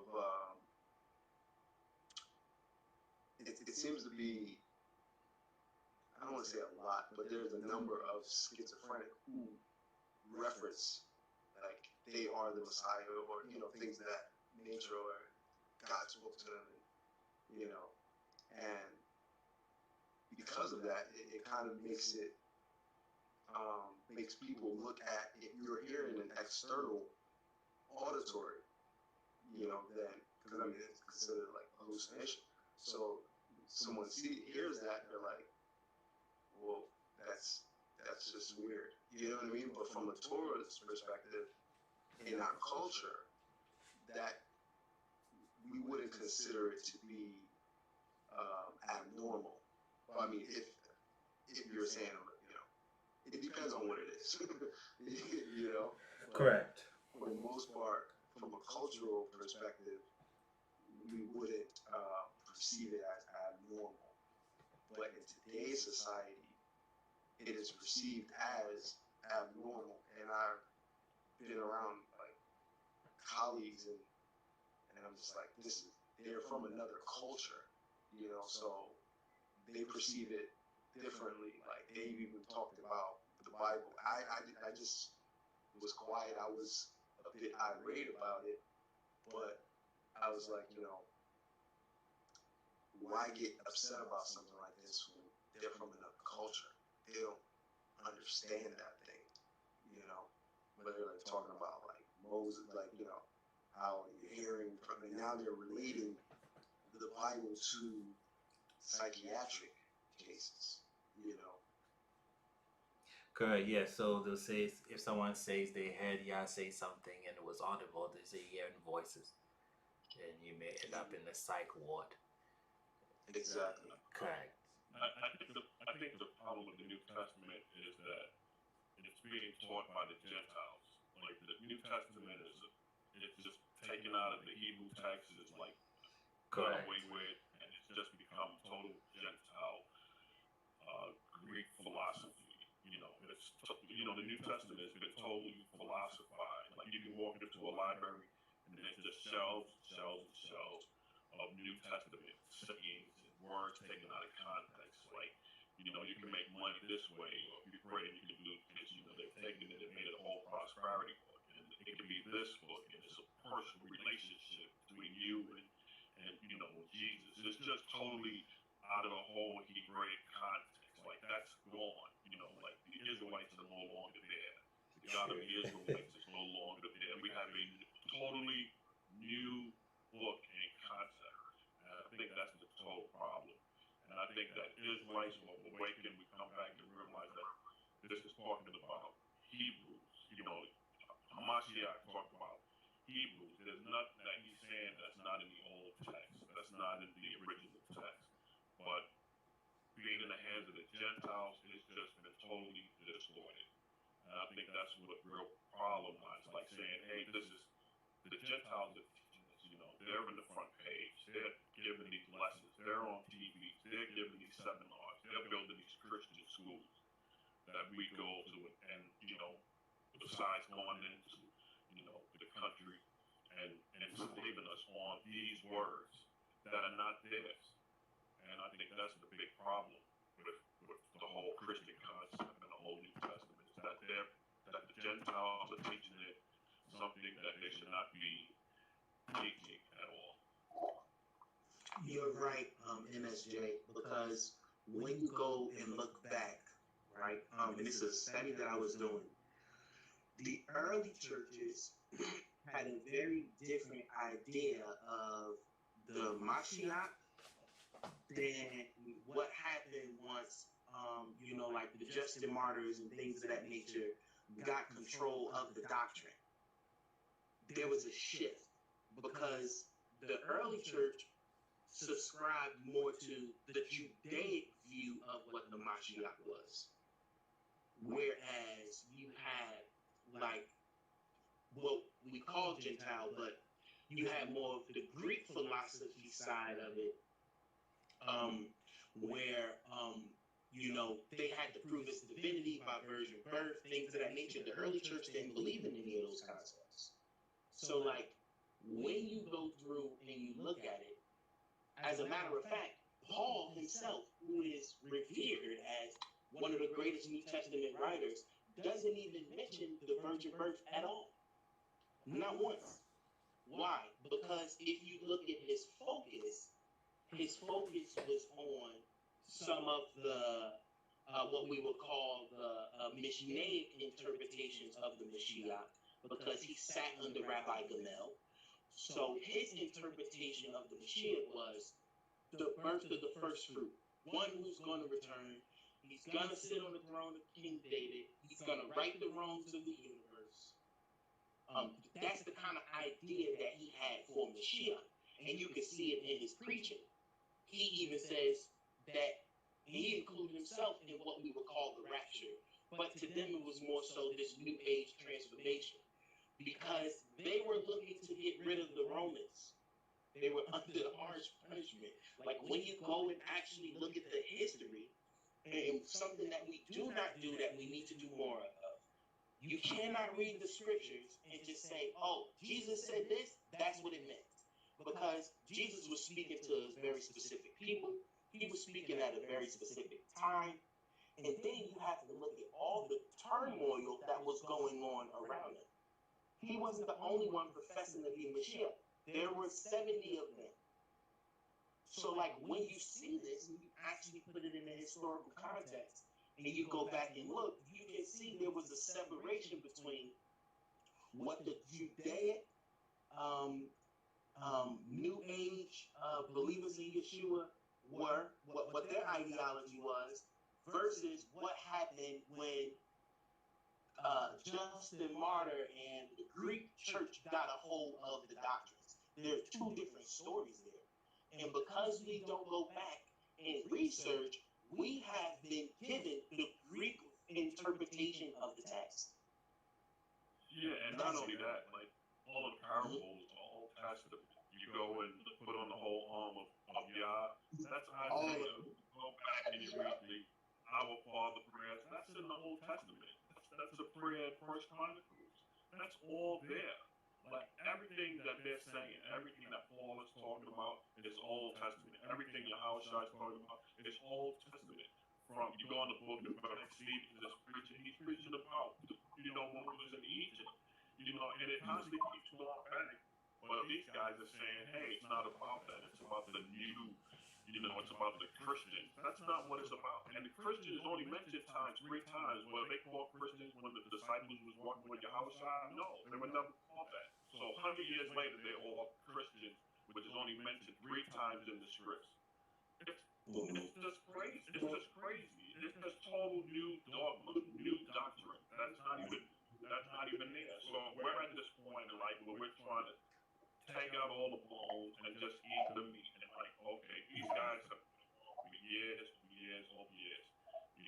And I think that's what the Hebrew community is trying to do right now. They're trying to work their way through truth and lies. And it's going to take some time. It's not going to happen overnight. As a total community, even the camps. I mean, they believe in some of this dogma at times, but it's a process. It's going to take a while. It's not going to happen. Some of us, it takes time overnight, and some of us, it might not happen for the next generation. But it's a start, to walk towards what is, the light, which is the truth. And it's scholarly work. Okay. Like, it's scholarly work. One thing that we have to get into, like, as a group of believers, is not isolating culture from text. Because that's what we've been conditioned to do. Because it's like for us, right? Somebody come and they're writing a book about us. And I say to you, NSJ, yo, what's happening? Right? That's a cultural idiom. You know what I mean when I say, yo, what's up? Or yo, what's happening?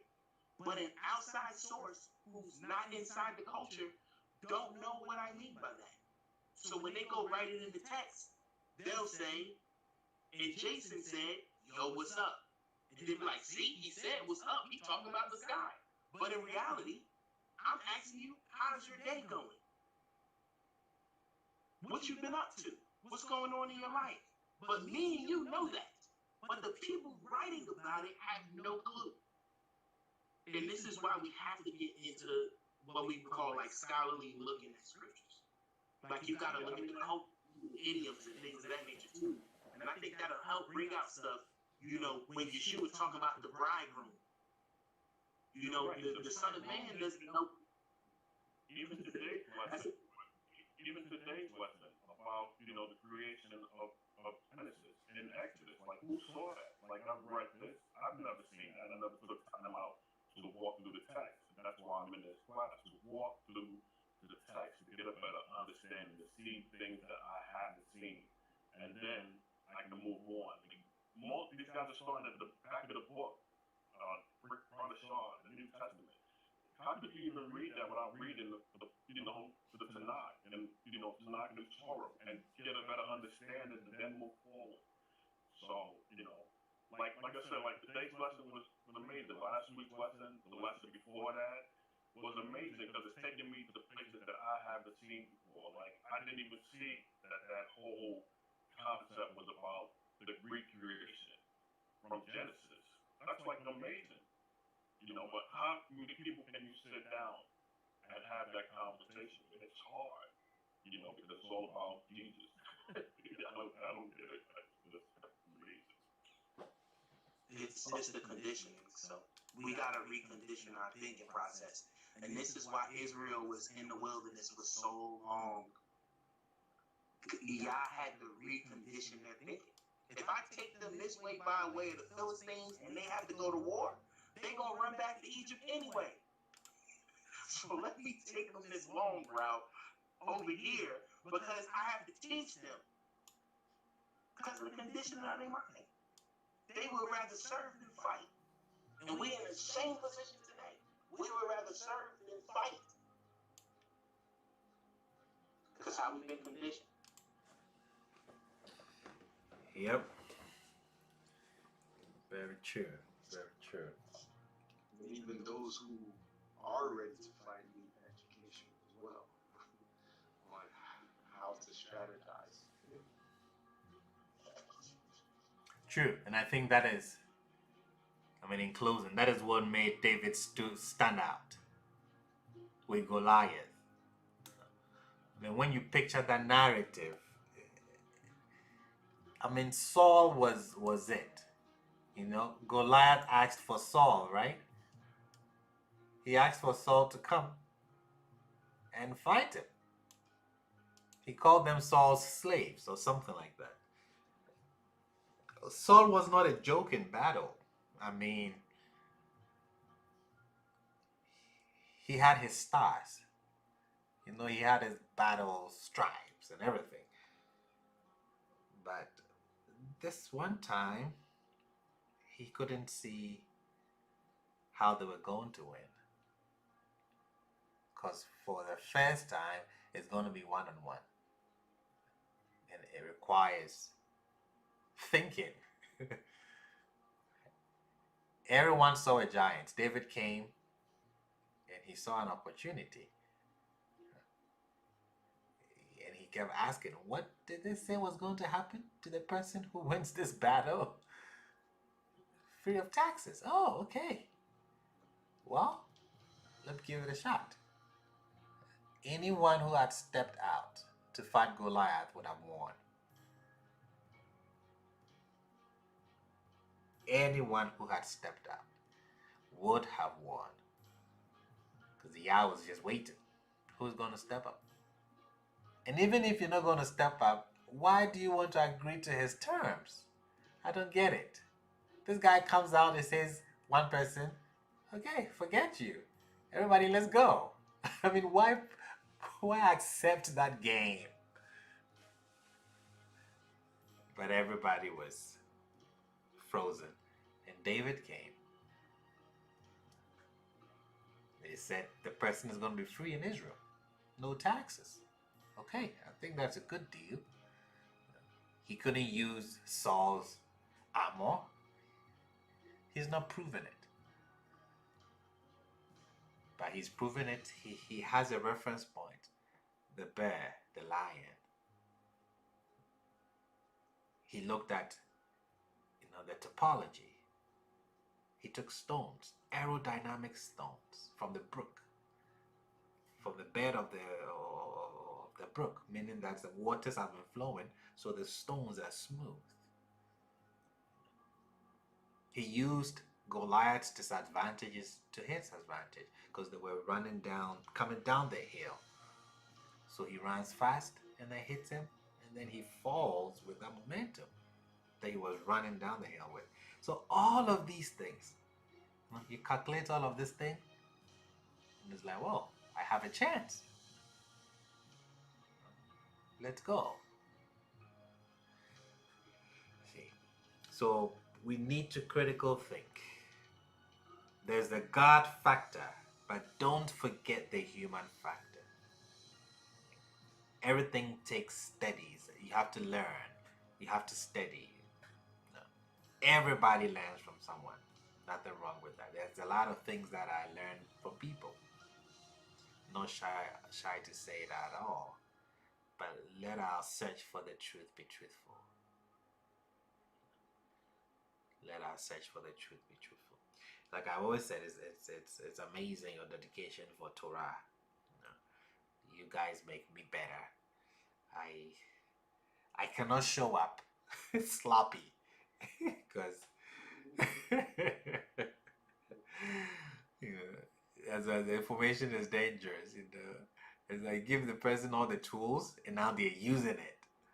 They're looking at the text in ways that they haven't really paid attention to it, and So you cannot come and just say stuff, And it's good because you keep me on my toes, which is awesome, which is very, very, very awesome. But as usual, we continue where we stopped from today. It's an interesting narrative how Yah chose to teach Egypt, and then at the end of it, the author turns to those reading and speaks to them as well, and say, "Hey, this is recreation. I'm demonstrating that here." And now we get another take of creation when it says, "Let the trees bring forth fruits after their kind. What you sow is what you reap." And what they sowed is what they reaped at the Red Sea. And then we've seen the journey of faith. It's not easy. It's not easy. They sounded ungrateful, but it was the picture of God that they painted. So as we begin to repaint that picture and find out the God of the text, we see that certain things that we had been programmed to believe is not there. Now we will stop complaining. We'll stop saying why. Why is he quiet? And all of that. Our expectations are not what we've been programmed. That we have a God that's predictable. No. And even when he doesn't show up, we see the people in the text still moving on. No, it doesn't stop them. And I think we learn a lot from that.